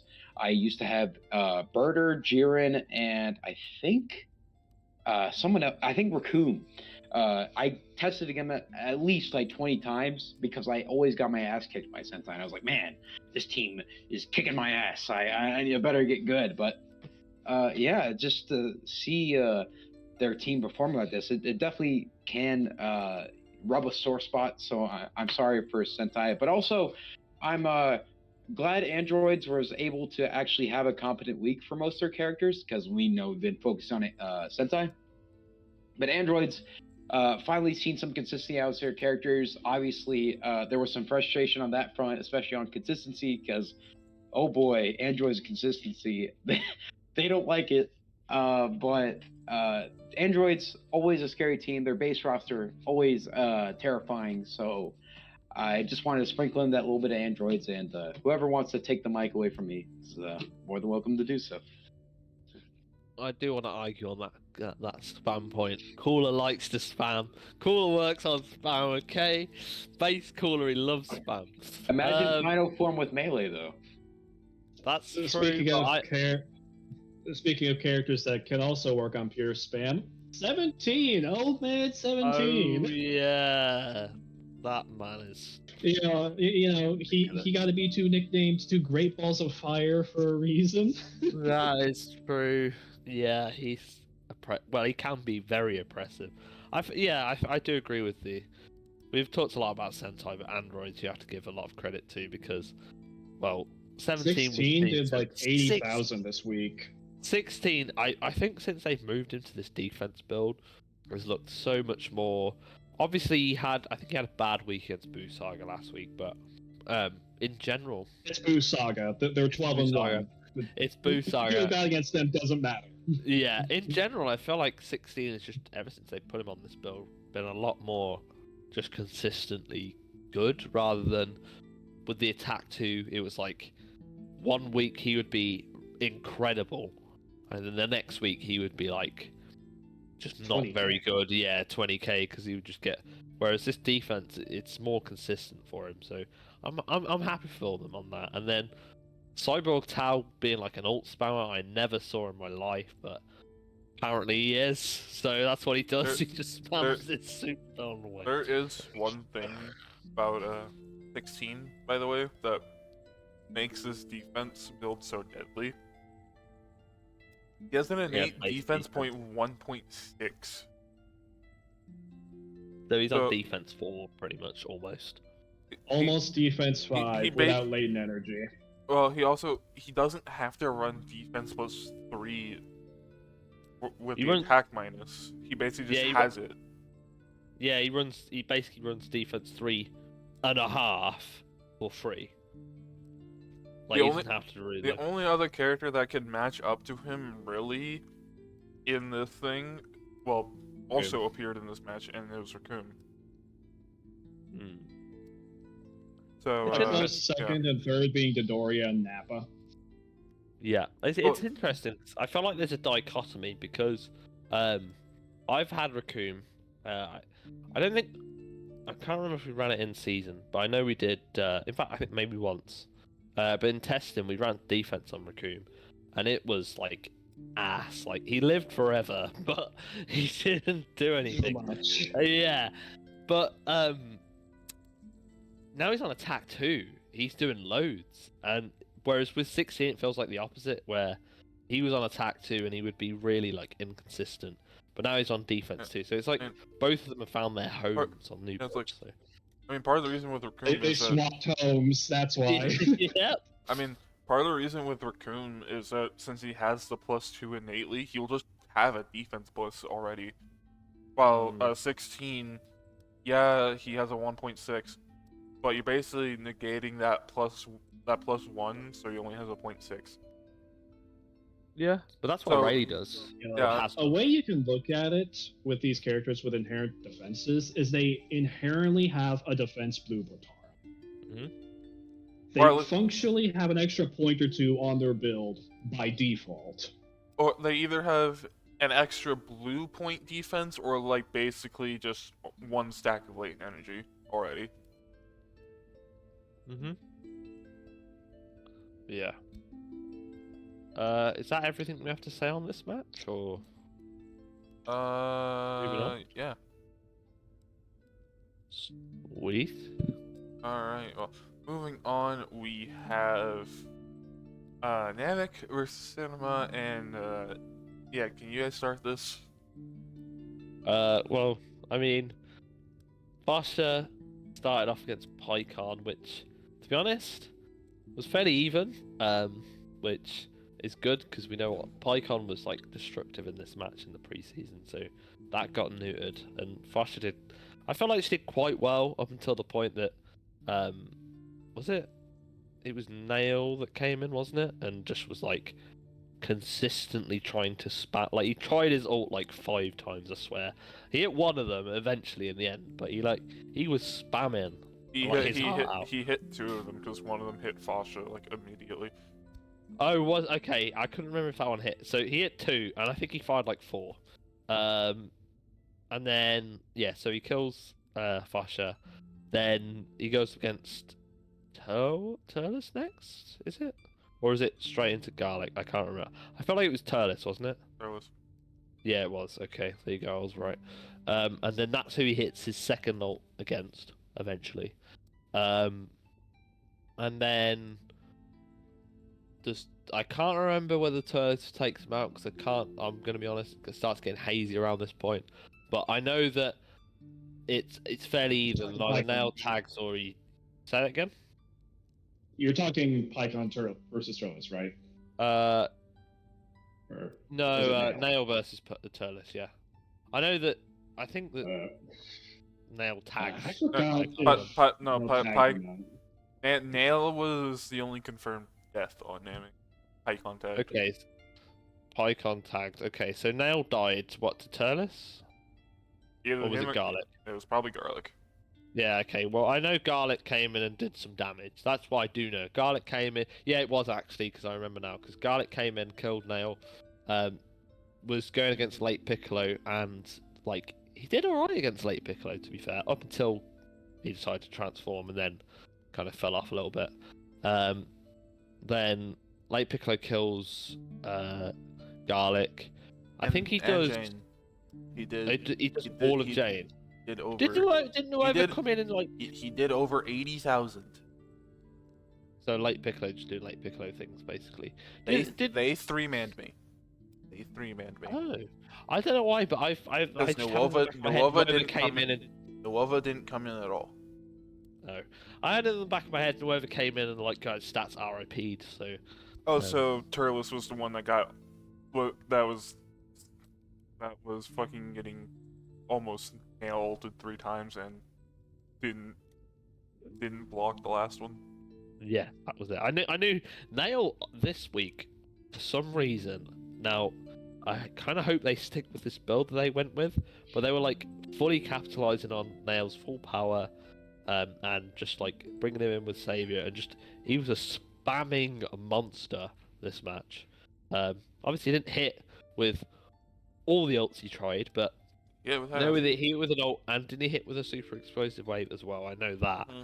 and a So and a Namek Spear. and the Mecha Spear. I'm so annoyed that's not called Nail Gun because I feel like that would have been funny. Yeah. So We he gotta have our own humor. We can't borrow everything from the abridged series. that's true. Although I loved borrowing everything from the abridged series personally. It's funny. Yeah. So yeah, I feel like this this Nail build could be quite scary, and obviously late Piccolo's late Piccolo. So yeah. Anyone want to chip in with their thoughts? Macho, maybe. Rest yeah. in pieces. Oh. You can go. I don't mind. Okay. We have the idea of talking at the same time. Rest in pieces, Jane. He didn't even hit 10k. Oh. Piccolo just demolished him. And to a lesser extent, rest in pieces, Garlic. The second he transformed, he did nothing. And he was doing so well, too. He was Cinema's best by a wide margin. We don't have the official stats for Cinema yet. But by my tier list this week, slight spoilers, he did a bit over 45k, which is more than everyone else by quite a bit. And I think that's double what he was. His average was, because he was in the first few weeks of the season. He wasn't doing well. He doubled it. So. But the moment he transformed, I don't even remember if he landed a single hit on Piccolo. He landed he landed a couple hits. That was it. Just, yeah, I can't help but feel really bad because for Piccolo decided to be the Piccolo of yesteryear, because Piccolo, he's had a pretty rough season by his standards, all things considered. Like, he's been averaging 40, 45k compared to the god of melee he used to be. You also have to consider most of the time he's been the last character to come out. Yeah. And Namek hasn't been doing super great this season until recently. Yeah, which I think will lead into me. I'll let the Cinema guy speak on Cinema. I still think you guys are a great team. Just a lot of pieces and a lot of cogs that need to fit together. But anyway, Namek, I think the fact that they're right now sitting 5-8 after this win is really crazy, because like you think about Namek of past years, this is the same Namek roster you've always seen, you always love. And they added Pycon, which Pycon has been looking great this season. He's been looking like a great starter, looking like he can get out an early lead. And Namek just hasn't been capitalizing, mostly because Nuova has been underperforming. But Namek taking a dub isn't surprising me in the slightest, because I think Namek is a really strong team, and their record does not reflect that this season. But Namek, you can look at one character for a lot of rosters. You can say, man, that one character is kind of weak. You know, the Giro, the So Junior from most seasons, quote unquote. That one character. Namek has a lot of interesting mechanics going to characters throughout every character. Every character has a chance to be something major. Even King Piccolo, which a lot of people view the latest. Even Nail, who has his own special B1 called Stalling. Even Tambourine, who's fucking not appeared yet, who could easily come in, I swear to fucking Christ. Yeah, all of their characters have these gimmicks and are really good in certain instances. And the fact that Namek has a 5-8 record, I don't think that reflects Namek as a team. I think Namek as a team is super strong, and I do not want to face Namek in the playoffs. They have kicked my ass more than once. As a supporter, as a coach, I do not want to face Namek in playoffs. So if I'm Cinema, I definitely want to take what I got and try to get into the playoffs. But losing against Namek, even though their record, Namek is something different. They are a beast. Namek is a really strong team. So yeah, that I'll leave it at that. Namek is super strong, and their record is not compensating what their team strength really deceiving. is. Yeah, it's It's- deceiving. Yeah. So agree. I'll leave it at that. I'll let the you can blame Nova for a lot of that, by the way. yeah. Destiny, I really want to hear more of your take on how you feel about cinema going on to the future and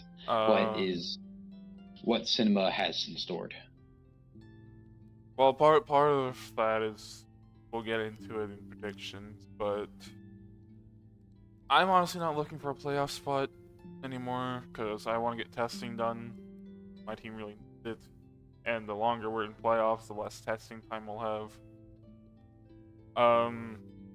We went into this match specifically knowing we'd probably lose, just because our team historically has a very big problem, and that is either cutting through false courages or B2ers, especially ones like Nuova and Late Piccolo, who have a really spammable, hard-hitting, fucking B2 they love to throw up close range. Yeah, and both King Piccolo and Nail both have false courage of sorts, power body, because King Piccolo has false courage and everyone Nail forgets has stalling.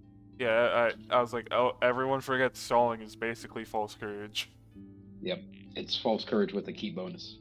Nail was tough. Nail was a great character. I always loved Nail. What is this? Yeah, so we're definitely looking to change the team up. Personally, I kind of wish our roster was a little bit different, but, get what you get. Yeah, it's like, what is it? This season, we only have one character that is above 40k average, and he's been starting to look not so great recently. So if that's kind of telling about how much of a problem we're in. That's, yeah.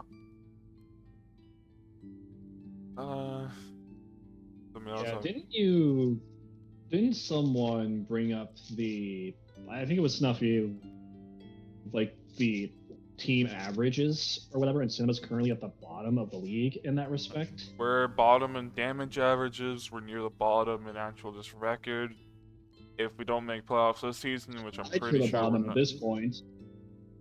you won versus my team. If you get one win and we lose, we're basically at the bottom if Sentai gets a win over us. Because the only reason why we're ahead of you, I'm guessing, is because we're ahead of Sentai.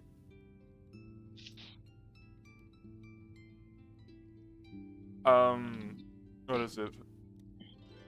Yeah, well, so, like, we're bottom averages, so unless we have a win versus people, if we get into any ties, we're basically going to lose them. And, yeah, it's just not looking great this season. From one bottom-dwelling team to another, I feel your pain, man. I really do. I was hoping to make playoffs this season, just so I didn't go a third season in a row without making it. But fucking happens. I'm not trying to be overly negative here, but it's like it's kind of hard after your like 6th loss in a row for the 3rd season in a row. It's completely it's completely understandable. But Yeah. It's just sad, like, if the new changes were in last season, because last season you had a good season, and it's just really unfortunate the car you was in. By the way, we're probably in the same Kai with Sentai again. 3rd season in a row. Hey. Hopefully Hey, it's at least all these bottom dwellers get to be together next year. Actually, I think if Namic's in our Kai next year, that would be my first time having Namek in a Kai with us.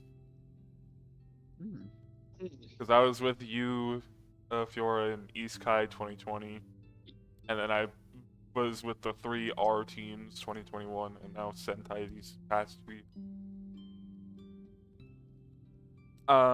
What is it?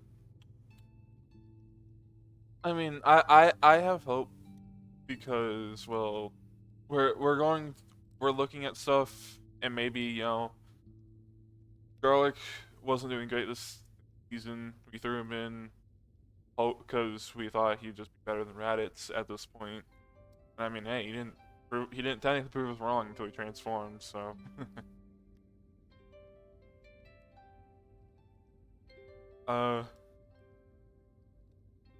Honestly, that's my final thought, or my final thoughts is this match we kind of just knew was inevitable. At least I didn't get ulted 3 times at the start by Pycon again. That was horrid. And for the fact of a lot of the time, I see my team as basically the reverse of Boost Saga. Because my team hasn't been doing great except for like maybe one season. I don't really count 2020 because we were in that season. A lot of stuff was really scuffed. But yeah, I'm always told that my team has great potential and I have good characters. My record never shows it. My characters never really perform, so it's kind of hard to really think that, Fair enough, man. But anyone got any final thoughts? I think we should move on. Said, Easy. Said what needed to be said. Let's move on from there. Well, GG Namek. Hope you continue to do well. Anyway, moving on. I have one final thing to mention before. Go ahead. Namek is my last week. So if my team were to win And I help you out next as well. week and Namek were to lose, then the last match of the main season will be Derp versus Namek, which could determine who makes playoffs depending on how week 14 goes. You want to know what's funny? My last week is Muscle. My next week is Muscle. Well, this week is Muscle. So, Yep. there's favors all abound potentially. So, Potentially. It's And kind of funny how we all have to fight the same group of teams in our last week. anyway, okay, moving on. Yep. Oh, here we have match 7. I think I kind of lost track. Yeah, it Yes, is. this is Yeah, next it is. Well, with Rugrats and Royals, and I think Rugrats won this. I Yes, they don't did. remember if it They was did. pretty dominant. Yes, they did. It wasn't dominant. Well, no, it kind of was at the end. It was so even for most of the match, Yeah. and then Kid Trunks was just like, "I'm gonna kill everyone." Also, Bitch, I'm gonna kill him. Good Trunks thing. Okay. If anything, it was dominant in Royals' favor for most of it. Until Trunks came in, then he just soloed the rest of Royals. It was crazy. We did see some cool things in the match though. So, it was Goten versus Deborah to Deborah. start, and Goten actually did decently, but Deborah did what he always does, and just like tag on his last bar anyway, so he can always come back in. And then I think Margin Vegeta came in, didn't he? And then it was just like, nope, sorry Goten, you're dead. And then it was GT Goku versus Margin Vegeta, a match with much history. A match if anyone made, remembers a last match season. made in heaven. If anyone remembers last season where GT Goku got like 20-second deleted or whatever it was, where he just got fucking destroyed. Well, that didn't happen this time.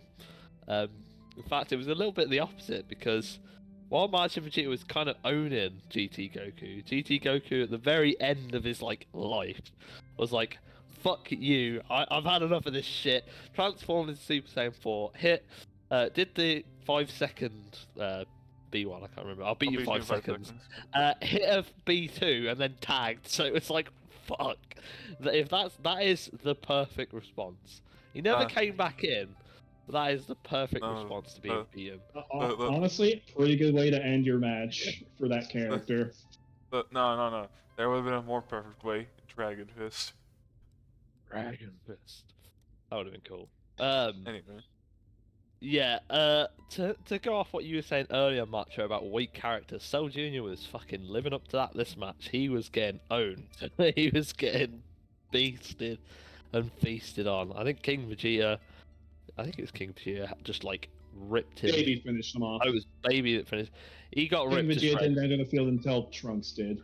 And then Kid Trunks destroyed King Vegeta, I know that. So, yeah. Basically, Cell Jr. not very good. So, there you go. Yeah. Kid Trunks, very good. Yeah, he didn't go, but he was barely below, like, the end of his first bar. He still had almost 3 by the time the match ended. Trunks just... He was really excited to... Or maybe even angry that his first opponent was someone possessing his dad. And then his racist grandpa.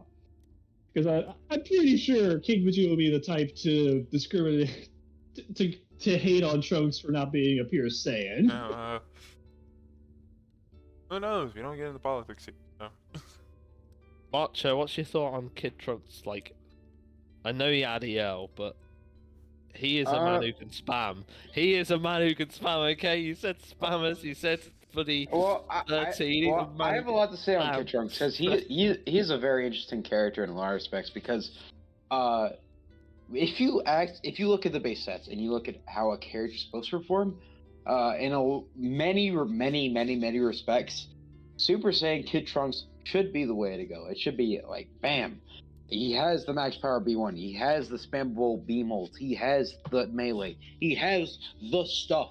He's my guy. And yet, somehow, if you look at the historical context, this base Kid Trunks is just better every time. Just out of nowhere. This guy can fire like he did it against me. I think he fired 12 V2s against ED. The amount of V2s that Kid Trunks has fired is just insane. And there is a reason, even though Gotenks has the elite, there is a reason why we're not seeing Gotenks anymore. Because Kid Trunks is becoming that carry for GT. And I know we have, not GT, Rugrats, excuse me. But a very interesting part of the match that happened is, even though GT Goku didn't perform too well, the really cool part where he, threw out, did his B1, did the Kamehameha, and then tagged, I mean, that was awesome. Everyone just imagined that GT Goku doing that. That was really sick. So, Rugrats has always had a lot of potential, and Kid Trunks performing like he always is as base form inexplicably, it's always great to have him there. And but we focused on Rugrats a lot. I want to switch on to Royals real quick.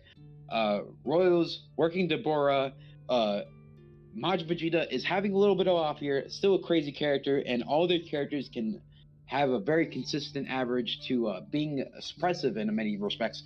Royals is a very scary team right now.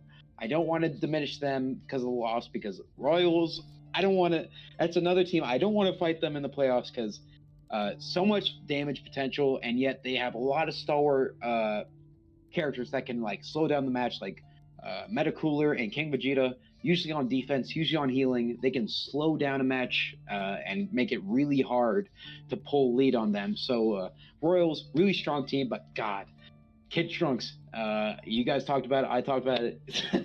Base Kid Trunks, what a character. So I want to hear any other thoughts about the currency of these teams going into the playoffs or their playoff future. I will say one thing. For the GT Goku Majin Vegeta matchup, I know he's probably getting sauced for a little bit. But you know what I think helps a lot compared to last year? He's in Super Saiyan 3. So he actually has a chance to fight back. Because he won't get walled. Because while most GT characters just have it innately, some characters like GT Goku that don't have it until they reach Super Saiyan 3. So it's also helpful that it's one step into 4, rather than him having to transform multiple times, or him being on a ring so he can't, I or think whatever. he could go straight to 4 if he wants. But that's super rare. Does it cost more blast stocks from base or Yeah, it Super Saiyan. does. So it's a lot easier for him to do it. So 3 at least. What was you gonna say, Fiora? I was just chiming in with that info. Yeah. Like, I don't know if But Jesse's done. I think we should get moving on because we still have a match, tier list, and predictions, and this is getting kind of long. Yeah. Let's get it on. all right, all right. Now we have hybrids and Budokai, and you know what? As used to be hybrids coach, Macho, could you take away this one? Ooh, that's a very interesting. I always speak on hybrids because hybrids are still my favorite team deep down. I contributed a lot of builds when I was there, and I was a Gohan supporter in the league. They always had such a strong roster. I've always loved the hybrids roster, and ultimately, I was a hybrid supporter and then a Budokai coach. This was the dream match for me. I have contributed so much to my team, so much of my heart. Ultimately, if you ask Budokai, and probably asking anyone, early Goku really dropped the ball this match, and that was the end of it because Videl, sure, she got kicked by Ultimate Gohan, and like, who wouldn't? Ultimate Gohan, such a strong character. Very scary starter starting off, but Videl attacked twice in the match and really kept the team in it. Hybrids, always a scary team. A little down performance from Team Gohan, who has had a great season this season. A little down for him, but Hybrids, every character on that team has a max power B1, and every character has the potential to do really amazing. That's why I loved Hybrids for so long. But Budokai has seen a lot of great consistency from their characters that we haven't seen in a while, especially from Early Piccolo, who also had a great performance this match as well. Early Piccolo has been renowned as a weak character. Namek picked him up 2022 to be like, oh, he's our guy. Maybe he will replace Tambourine because the coach famously does not like Tambourine. But that didn't work. Early Piccolo was dropped once again, but found a really good place in Budokai right now.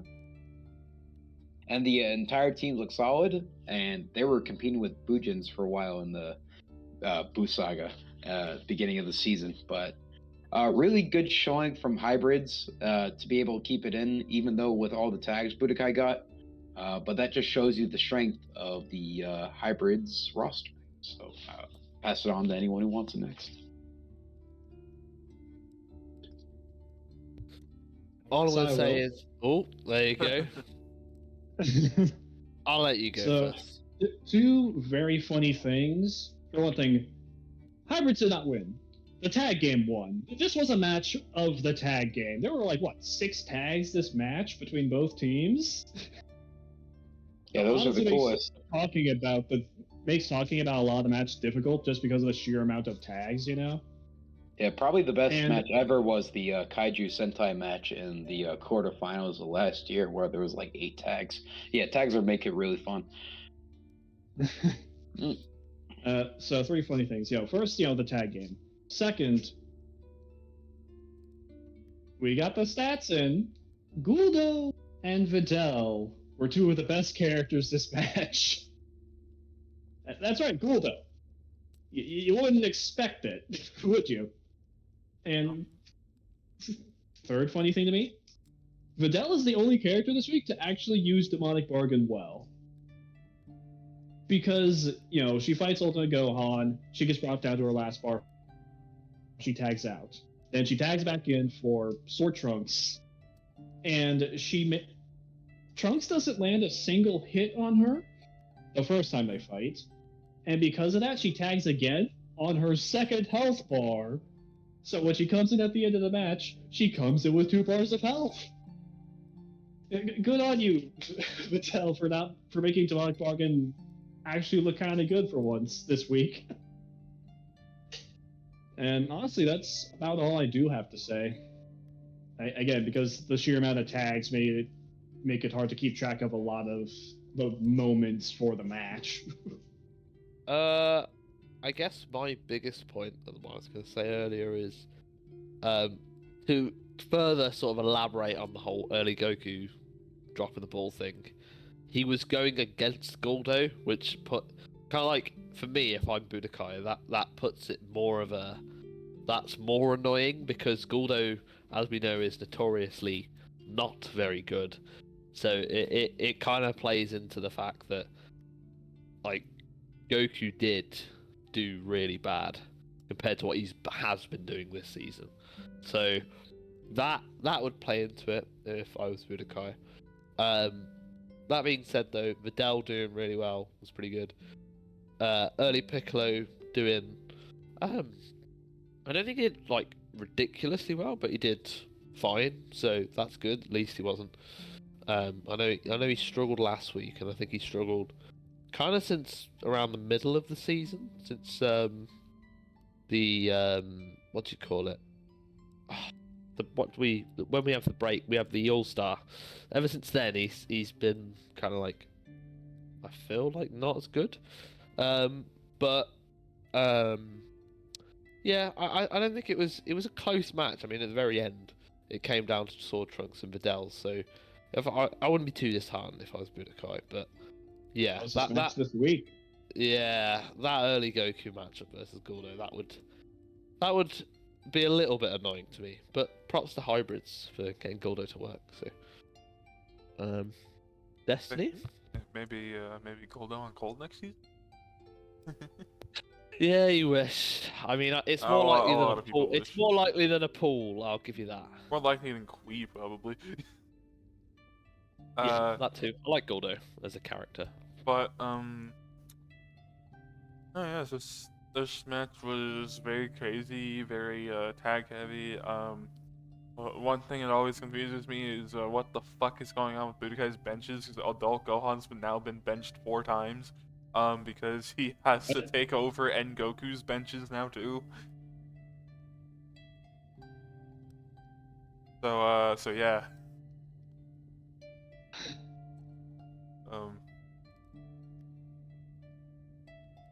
All right, so it sounds like we're ready to move on in general. Yeah. Alright. To the tier list.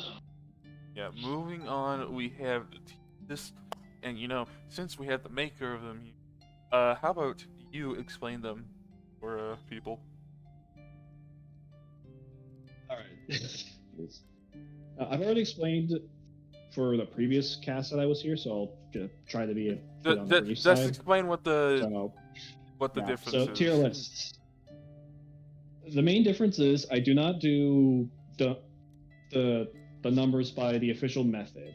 I eyeball the health bars. If a character has healing, I put in a little formula based on how long they've been on the field and after taking damage to add that to their health. So say, for example, a character is on the field for 100 seconds. Multiply by 40 HP per tick, because I know it's technically 50 HP per tick, but I don't want to add during like all the cutscenes when characters do B2s or like rush B2s, So, say they were on the field for 100 seconds, after taking damage. Multiply by 44,000, you add that to the 40k they start with, 44,000 HP. And because I do this, overkill can't be taken into account, but cutoff doesn't affect it. Because we've definitely had more than a few times where an ult or something got cut off because of false courage screwing over the character doing the B2. And I just put it all together into a list. And if you ever wonder why the top tier, the 70 to 95k tier, is one big tier, if I separated that into a bunch of 5k tiers, there would be an additional 5 tiers, and it would look really ugly. It really doesn't separate until you get to like the 95k plus category. Yeah. Because at that point, you're just barely not hitting elite. But you're functionally almost elite anyway, so might as well make that its own separate tier. And of course, elite getting its own tier at the top. Well, guess now that that's explained, I'll go ahead and start just by a little thing. Yeah, there's a lot of characters here that I wouldn't think would be at the near bottom for week 13. Primarily Jiren. Yeah, King, Nappa, Bojack, Jiren, Jane, King Scouter. Vegeta. Firebon. No one mentioned him. I thought I'd mention it in there anyway.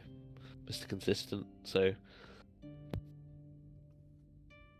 But One last thing I forgot to mention. If a character physically could not do 20,000 or more, I just treat it as if the character was on the bench. Which is why you see Ginyu in the purple water boy tier instead of down at the bottom in the green tier. while every other character, I'm pretty sure, actually did not appear. Yep. So we all got any other thoughts on this, or can we get moving on to the, I think Vidal's in the longest same part? tier as Kid Buu. that's interesting. Fiora does a good job. I like the tier list. It's all good. The Dorian's in a let's tier move by on. himself. Alright. Let's move on to my favourite part of every week. Honestly, probably quicker than most. So here we have predictions. Don't worry about the half slide being empty. Don't worry about that. So first we have androids and Androids is bringing back in Perfect Cell, and ED at least should be bringing, or at least probably is, because I don't know with FA benches and all that, but should be bringing back in Nom, yeah. Yeah. But if you have any sort of anything you want to reveal to us, because remember this is coming out on Friday, so, and there's no one Alright. here that goes against. Yeah, no problem. I always reveal. I'm a good sport, one may say. ED, I'm currently feeling I want mid Goku bench, but maybe I might change my mind because it's either mid Goku and Vegeta. And I will say, be scared, because my two worst characters are my benches left. So ED, we want to get that bye. We're coming for the throats of androids. That's all. That's what I'll review. I don't like to be what's the word? Trying to mess and get involved with other people's stuff, but I would personally bench mid Goku because of androids are the most impressive team ever. So It is currently mid Goku, but it depends on how I'm feeling on a Thursday night. Maybe I feel a little kinky. Maybe a little NVG bench. He feels a little saucy, you know. Demonic bargain mid Goku. Maybe it pops out. Yeah. Who knows how I feel on a Thursday night? Oh, and Yajirobe with the steel chair. Oh yeah, fucking get rid of them all. Yajirobe's Yeah. coming in, bitch. You know, a couple drinks later, a Thursday night could always turn in from, okay, you know what you're doing, to, yeah, let's fuck everything up. Yeah. So that's what I'll review. That seems accurate for the times. I'm gonna go against my head and go with my cope vote of ED because I need ED to win so androids can lose so I can get the bye. So yeah, there you go. ED are gonna win. There you go. No, I was also going to say you have to keep in mind that they need to bench 17 because unless they want to think about double benching Cell, but I don't think they will do that. I think they could do because they're on the water map. I will say if depending on who you ask on androids, that's a benefit to bench 17. Okay, yeah, that is true. They do some of them do think that for some reason, but I think the thing is, let me just check the schedule. So the last week they are away against GT, so that would be better if we're thinking about like maps and stuff. It would be much better for them to bench Cell here, so then 17 could be even more oppressive because it's a water map and he could just kill everyone and while no one else can charge. But but specifically with this ED lineup, if they do bench either bench Like they're benching a spammer, and like a lot of ED's lineup likes to stay in your face, like how Androids does. Yeah. So, Well, again, this is why I don't think Midku would be good, but that's just my opinion. but Um, also, like I know GTE really likes to like back off or after going in spam unless you're Super Saiyan 4 Vegeta. But so you think like 17 would be better for that instead of Cell because, and also you have to remember Cell hasn't really been great this, so. This is why I wouldn't be surprised if he was benched, because, well, it could be. We'll see, because I feel like the war map would make him even worse. Yeah, who knows? I mean, they consistently pick it while having Cell on their team. Yeah. Alright, so is that 3 for ED? Fiora, what is your pick? A single thing. Yeah, knowing that androids have to bench either 17 or Cell if they want to double up on the Cell benches, I'm giving it to ED because I know they haven't had the best season, but 17, if he feels like it, can just go elite whenever he wants, especially with on that key control build where he has infinite key basically. Knowing that he's probably going to be the bench unless they decide to double bench for Cell, and I don't think Androids is going to do that. I don't think anyone has done a double bench so far. No. I'm putting my money on Budokai Actually, has yeah, for some but- reason. They're trying to get rid of their. Budokai did it because they were trying to get people their 3 bench. I think. Yeah, it was. Still, But other than I that, don't yeah. think Androids is going to do it. They don't. That's just not the vibe I get from them. That they would do that sort of thing. So I think they're just going to go through the normal bench motions. Mm-hmm. So I think ED's got this, knowing who the Alright, benches so are most likely going to be. that's 4-0 ED. The audience can't see it, but I'm currently flexing right now for the ED tribe. He's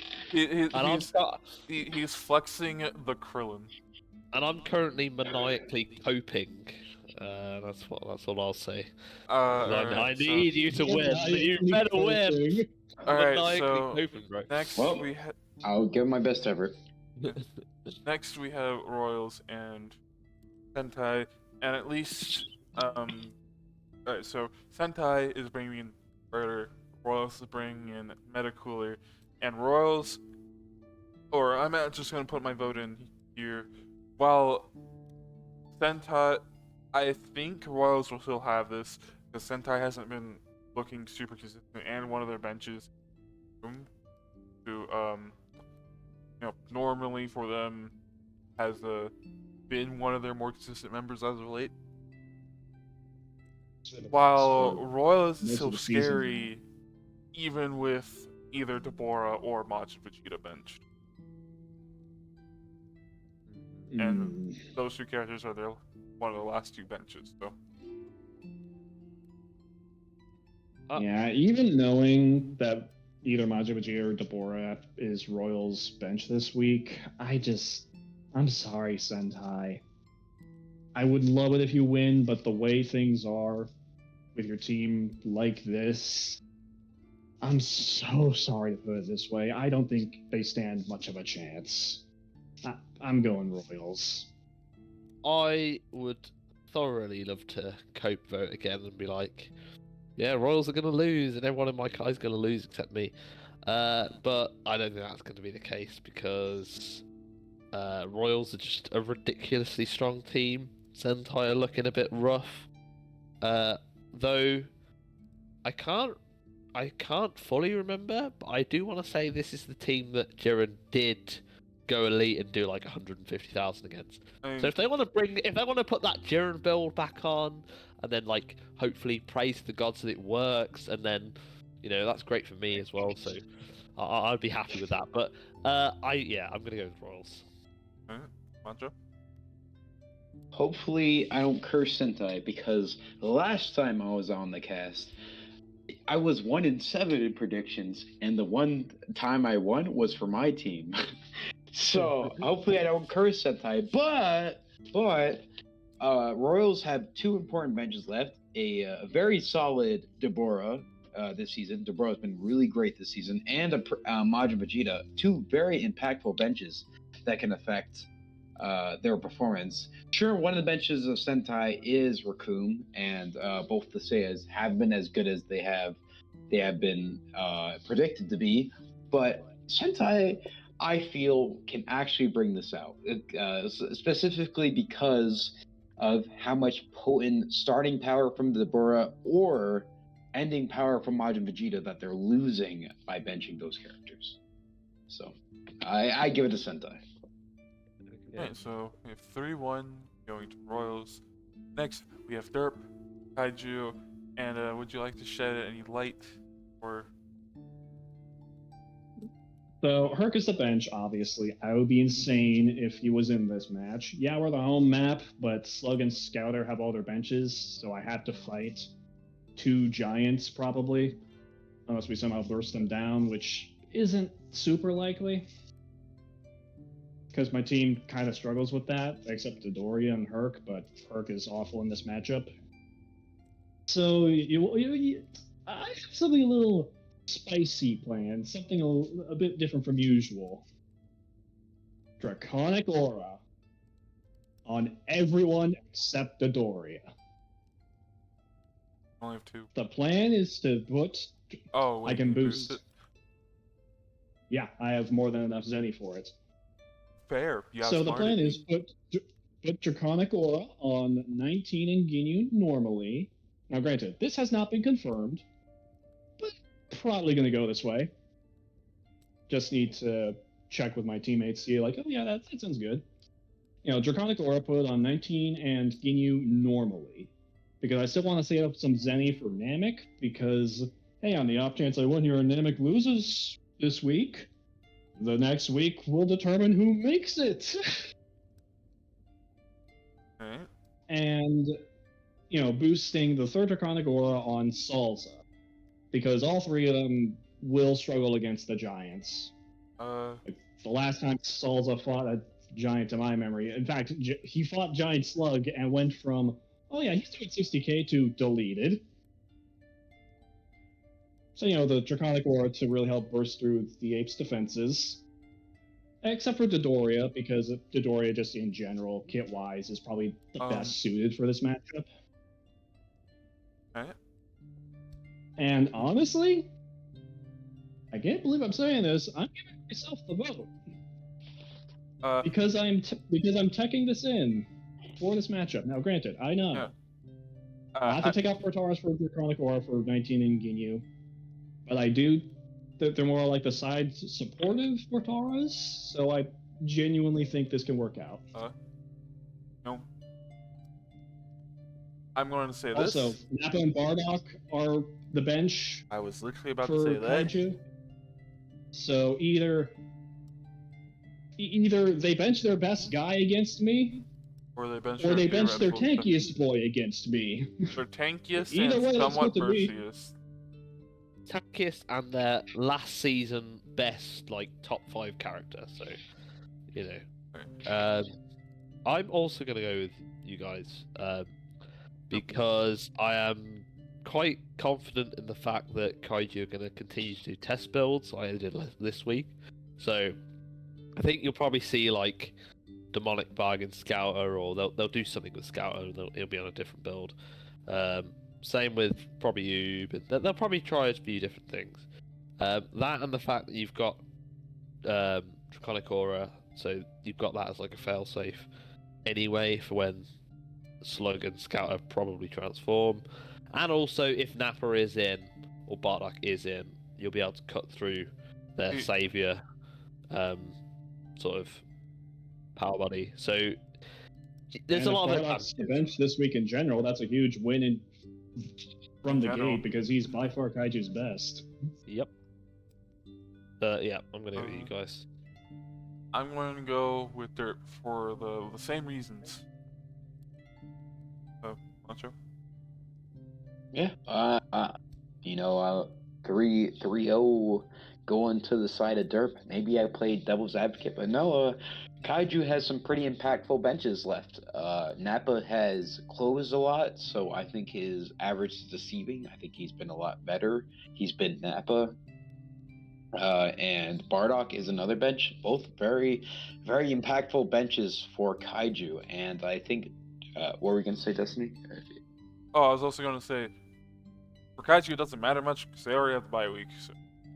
Yeah, well, they're not fighting for much, but I'm just saying in match in general, they have some impactful benches to leave out anyway.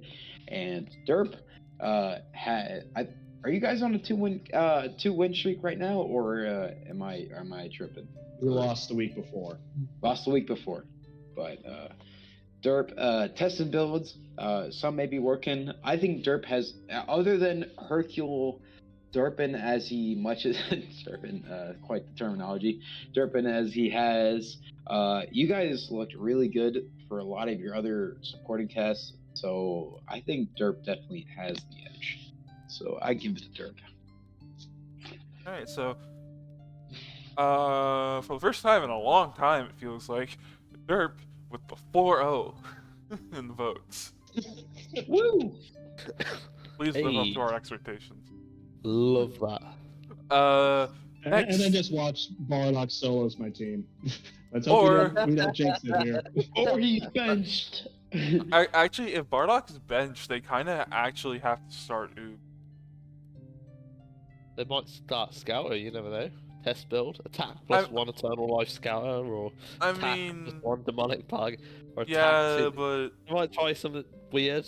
Attack two Scouter. I don't know if they will, because I think Oob takes some of the melee Pataras, and we all know Bardock's the attack plus one EO guy on their team. Do they have an attack two? They could use that. Not to my knowledge, no, but other than that, I don't know. Anyway, so next we have Cold.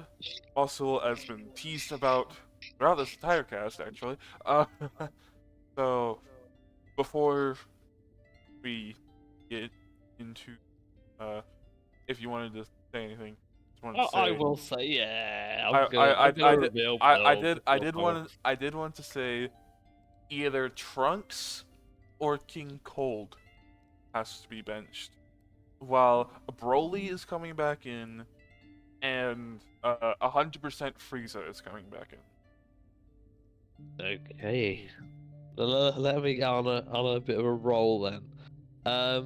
So yes, 100% Frieza's coming back in. We are benching Cooler this week. Tao is starting as per normal, if he's in. So we've got Tao, Frieza, Mecha Frieza, and Zarbon in that order. Pretty much all the builds are normal, except Mecha Frieza is still running like attack 1, but we've took key control off him because I want to see if that actually fucks with his AI at all, really. And yeah, just normal stuff. Frieza and Mecha Frieza are both running Savior. Zarbon is on just normal stuff, and Tao's on his normal stuff. So there you go. Take that as what you will. Who are you predicting to be benched? If I had to take a guess right now, I would say probably Trunks. I have a feeling that they want King Cold in because it'll be for the funny partly, and also he did pretty well against us in pre-season when like he hit Cooler with an ult and won them the match. So I would guess Trunks.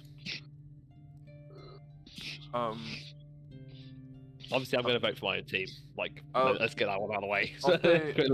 I'll say my vote. Well, I think Muscle could win this. If they bench, I don't know if they'll bench Trunks, because since he's been on this tank build, he's been really good. But I will still vote for Cold. You have your best character in. Cal is extremely good as a starter. Your other two members aren't necessarily bad. While Muscle 13 has been on and off recently, and depending on where Bojack is, he could prove pretty good. Same thing with Trunks. But the main thing is Broly, he's been just such a weak link for Muscle that most of the time they're fighting if they're Yeah, it's been rough. It has been rough.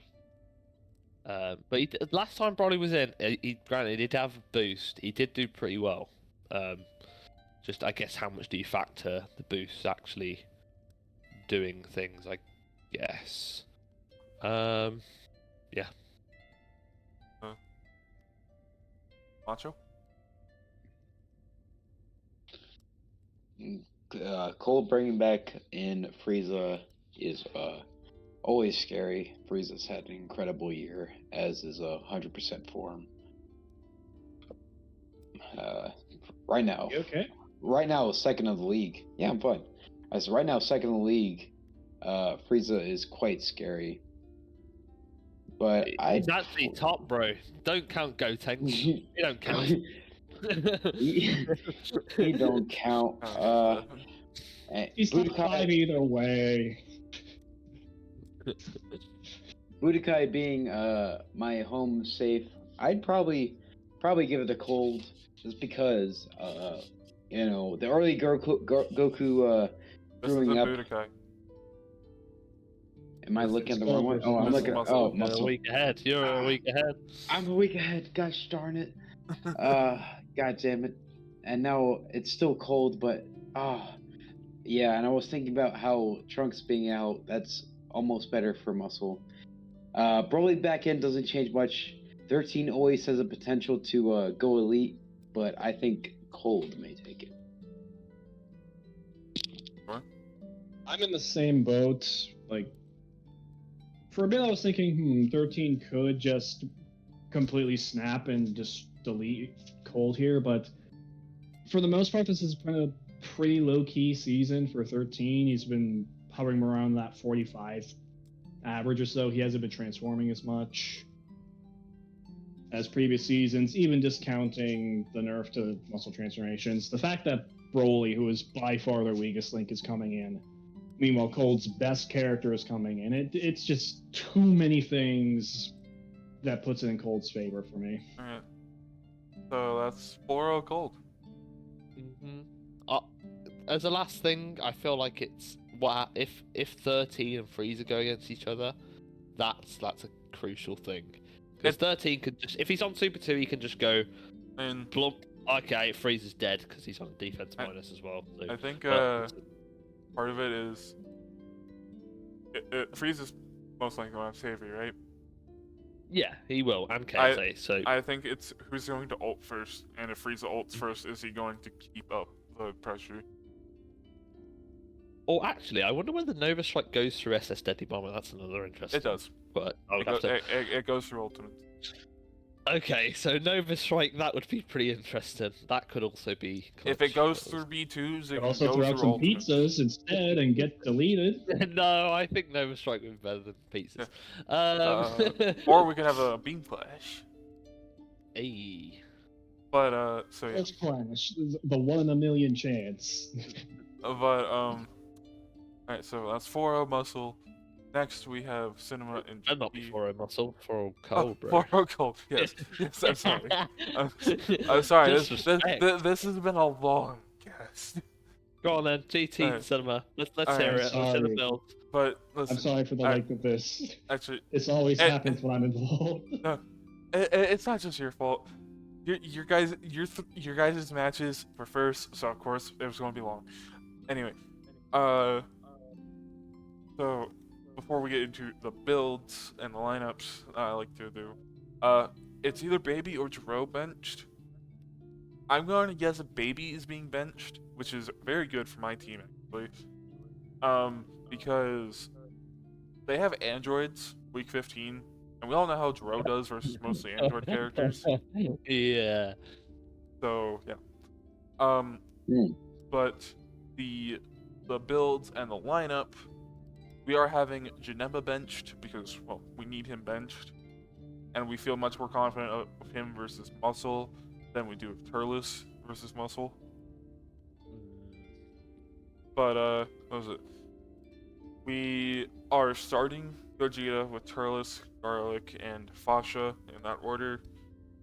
And we are actually doing a boost with our only Zenny we have, I think. Our only Zenny. Either. Oh no, wait, we have two because we lost.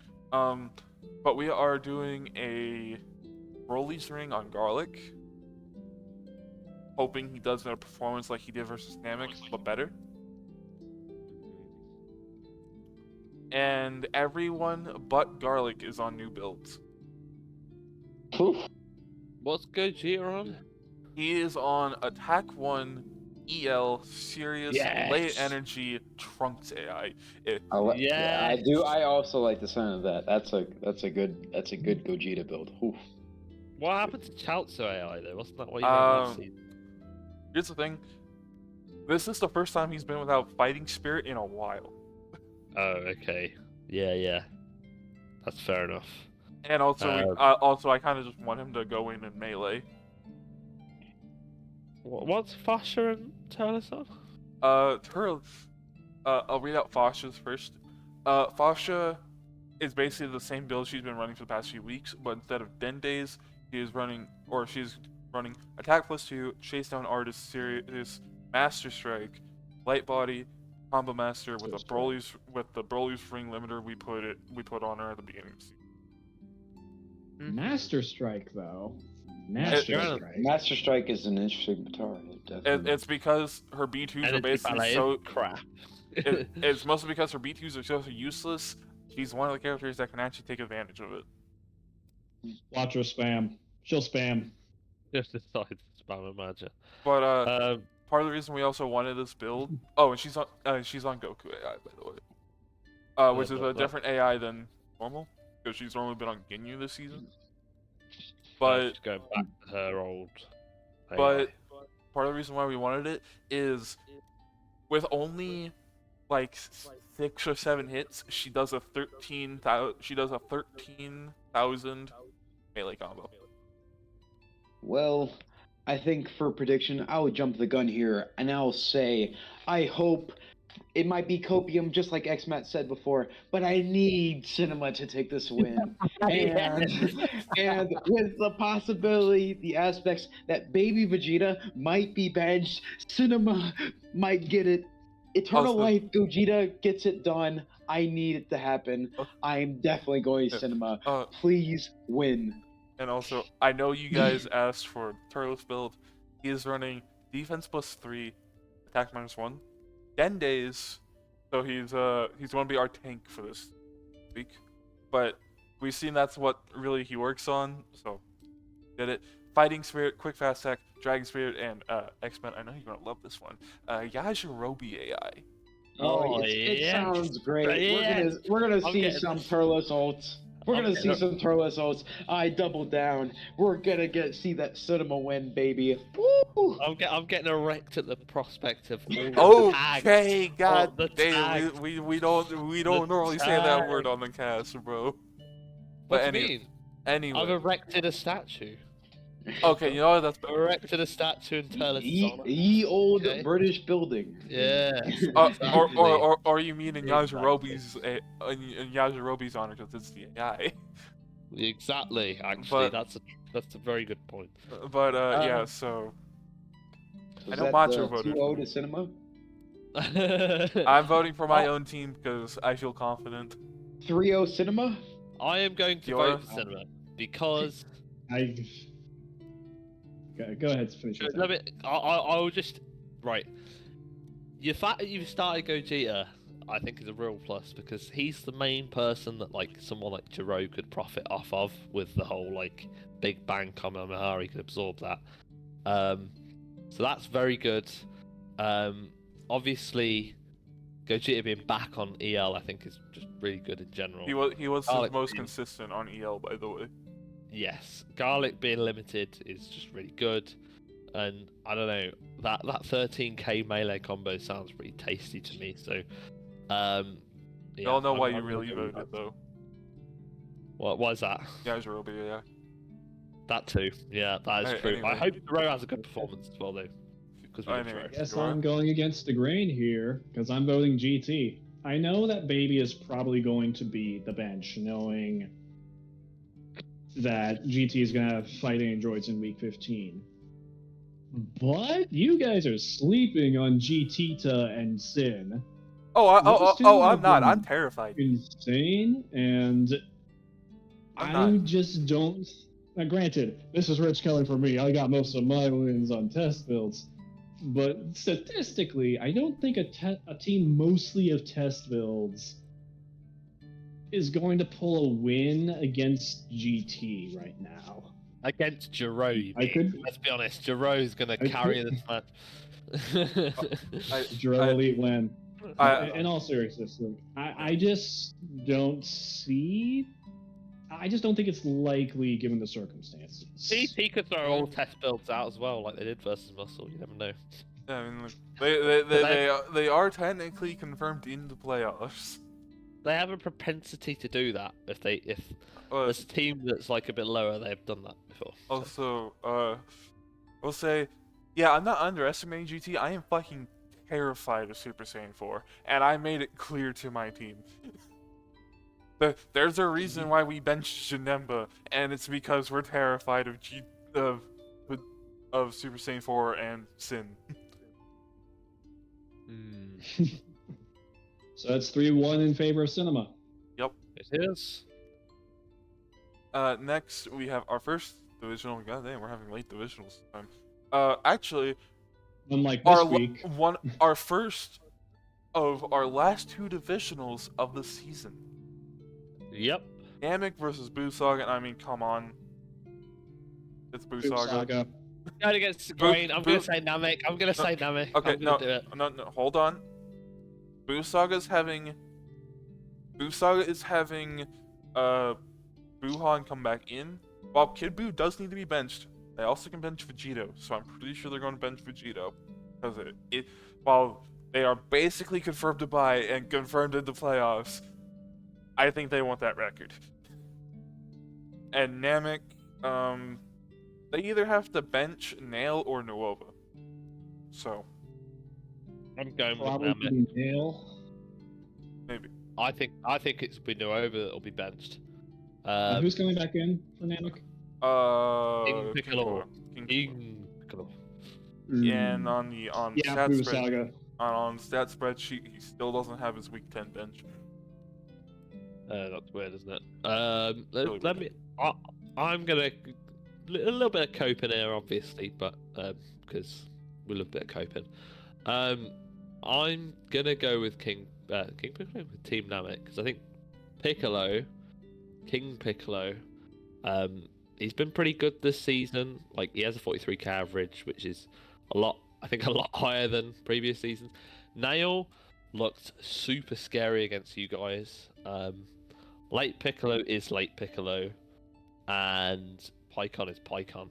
So there you go. I think that Namek could very easily get what would be considered a shock victory here, and I'm going to go with it, actually. All right. So, Macho, your last vote.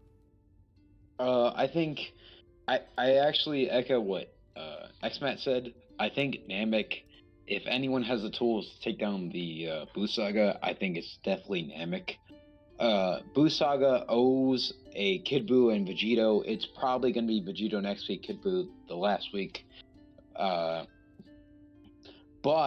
I think Namek has the tools to do it, and they have their two strongest characters done with all their benches. So Namek has the potential.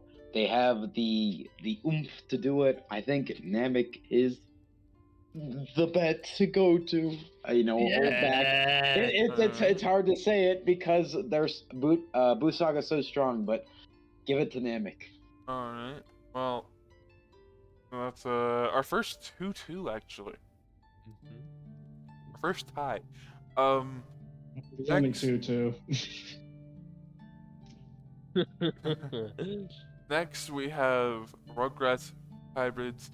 Rugrats are bringing back in Aurelie and either have to bench GT Goku or Kid Trunks.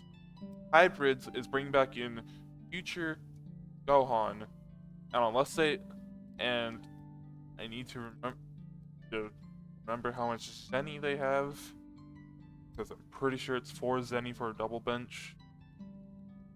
Pretty sure. Yeah, they do not have enough Zenny for a double bench, so they have to bench Wait. Ultimate.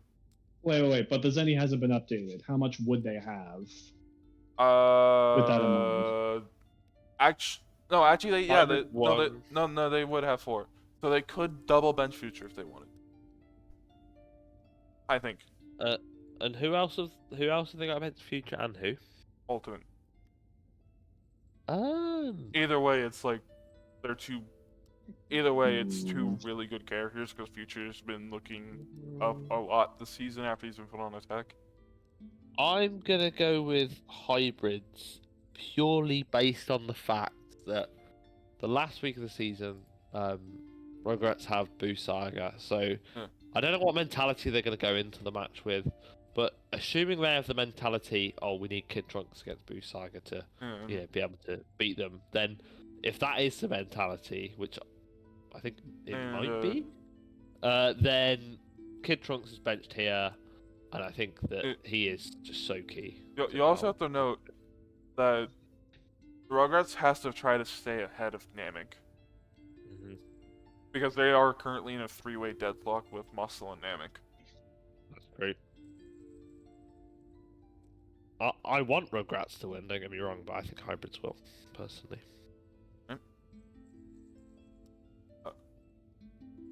I think that Hybrid is going to win because Kid Trunks has been hard carrying Rugrats for the past 4 or 5 weeks this season. He's probably going to be the bench to have him square up against Boo Saga, and I just don't see them winning against hybrids without him. Like, currently, I actually think Future Gohan has been better than Ultimate for these past few weeks. Yep.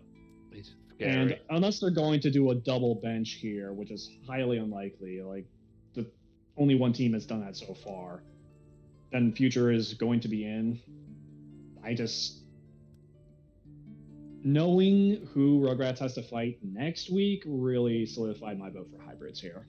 I think that not the only way, but one of the big ways that Rugrats could do it is if the Goten of last season shows up.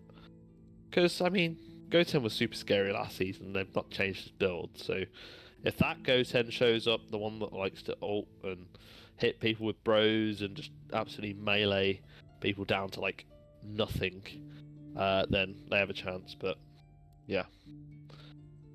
Hybrids. So that's what, 2-0 hybrids at the minute. Macho? Yeah, I feel like I've been going the underdog for a lot of these matches, but you can never not exemplify the necessity to win. And right now, hybrids are guaranteed a playoff spot. Rugrats are not. They're fighting if they get a win either this week or next week. And next week is going to be against Boo Saga, which is just a really tall ask.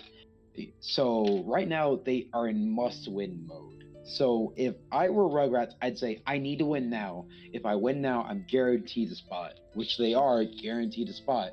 I need that win now. I'm putting in Kid Trunks this match, so Boo Saga isn't as hard. So I think Kid Trunks would be in for this match if I were Rugrats. Obviously, Rugrats are in charge of their own decisions, but I want to try to win now. I want that playoff spot. I put in Kid Trunks, and I put it in to try to beat Hybrids, who is a very strong team, but is benching one of their stronger members than either Future Gohan, who's had a decent season these past few weeks, or Ultimate Gohan, who is Ultimate Gohan, great base stats, great character. So I think Rugrats actually take it. I haven't said my piece yet, but I do all have to agree with Macho here. Also because if you're Rugrats and you're looking at Boo Saga, you have to assume that either Vegeta or Kid Buu is being benched. Well, obviously, but you have to assume Vegeto's being benched for Boo Saga because it's right. So that means their strongest member in Kid Buu is benched for Stew the following week.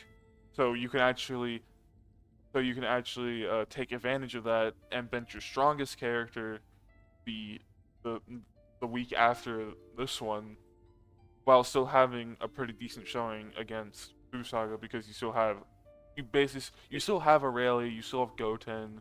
Yeah, GT Goku and Cell Jr. aren't great most of the time, but they have proven they can be effective even without Trunks. Okay. So that's 2-2 again, isn't it? Okay. There are multiple multiple 2-2s. All right. Finally, we have Budokai versus RW, and Budokai either has to bench Gohan again or early Goku. And I think Last they're week going it's to gonna bench be early Goku. And RW, Something tells me they're benching early Goku. and RW has to bench either Tapion, Tien. I think since it's divisional, they're going to bench Tapion because Tien has been so good for them this season. And I'm going to give my vote for. And while it's actually a hard one, because a lot of times we have seen Budokai be in a deficit, and then Adult Gohan comes out. And then he wins.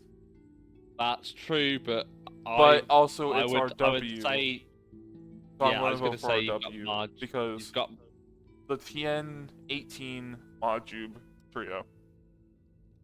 I was going to say, as much as as much as Budokai have done that with Adult Gohan, I want to say not as much, but we have seen 18 do similar things. I know against my team, for instance, 18, I think they were like 70k deficit, and then 18 came out and was just like, nope, and then just killed everyone. So I think that RW has just as much swing when you consider Marjube as well. Tien's obviously good, but I feel like he's more like you start him and he's a tank and he'll do damage over time. But Marjube and 18, their like burst is insane. So I am going to go with RW, just based on those three characters you cherry picked out. So yeah, that's my vote. Fiora? Honestly, this is the toughest one to call for me. Because when Lost Rise, these teams have been extremely close, and we probably know who's going to be the benches. So it's just an insanely tough call, you know? I want to give it to Budokai because we've seen Adult Gohan carry matches for them. And knowing that he's going to be in this week, I feel like he'll clutch it out. Alright. Keep in mind, this is like a 52% Budokai, 48% RW thing. This is basically this is not an easy call. This is basically as close as of a 50-50 fight as you can get. Yep. But someone needs. Yeah, one thing I want to add about the match while giving my prediction is that these teams, even though it's divisional, because of the rule change, they don't really have anything riding on this. They're both playoff teams right now, and they're both not getting the bye. This is about as lax as divisional as you can get because there's nothing riding on this. It is just a match. And with that in mind, I feel that testing might occur between the teams, just because they want to test out their builds, see if there's something cooler they mind. And I feel, and as a former coach of Budokai, I tend to lean that Budokai was lean to the testing element more than RW. RW may think they have solid builds, they want to move it on, even though RW's been testing consistently throughout the season. Tien's build has changed a lot throughout the season to get where he is now.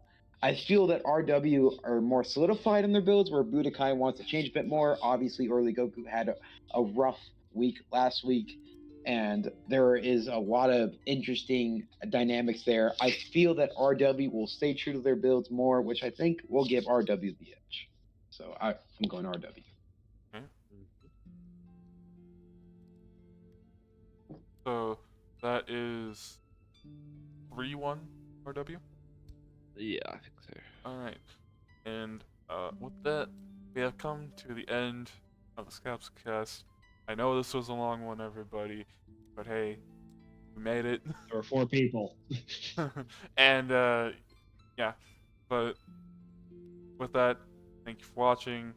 Comment for improvements down below. Better for us, whether it's not try to make it as long or anything like that. Check out the links to the Discord, website, Twitter, and the TikTok. Funny enough, we are all coaches in here, so if you want to come join, if you want to come join the Discord, maybe join a team. We're all Join ED. We actually need the supporters. Everyone else has like a decent amount of supporters. I have no one. Please join ED. That's a Tell me lie. That's a lie. if you want to run any build you want, I will put it there. I do not care. he does not have a That's lot like, of active. I have one active supporter. Okay. That's still more than him. Yeah, I have 0, guy. I need 1. I need one Okay, guy. and I then- need one guy to say base and Vegeta. No, not base and Vegeta. Base mid Vegeta. Give me super +2. I'm like, yeah, let's do it.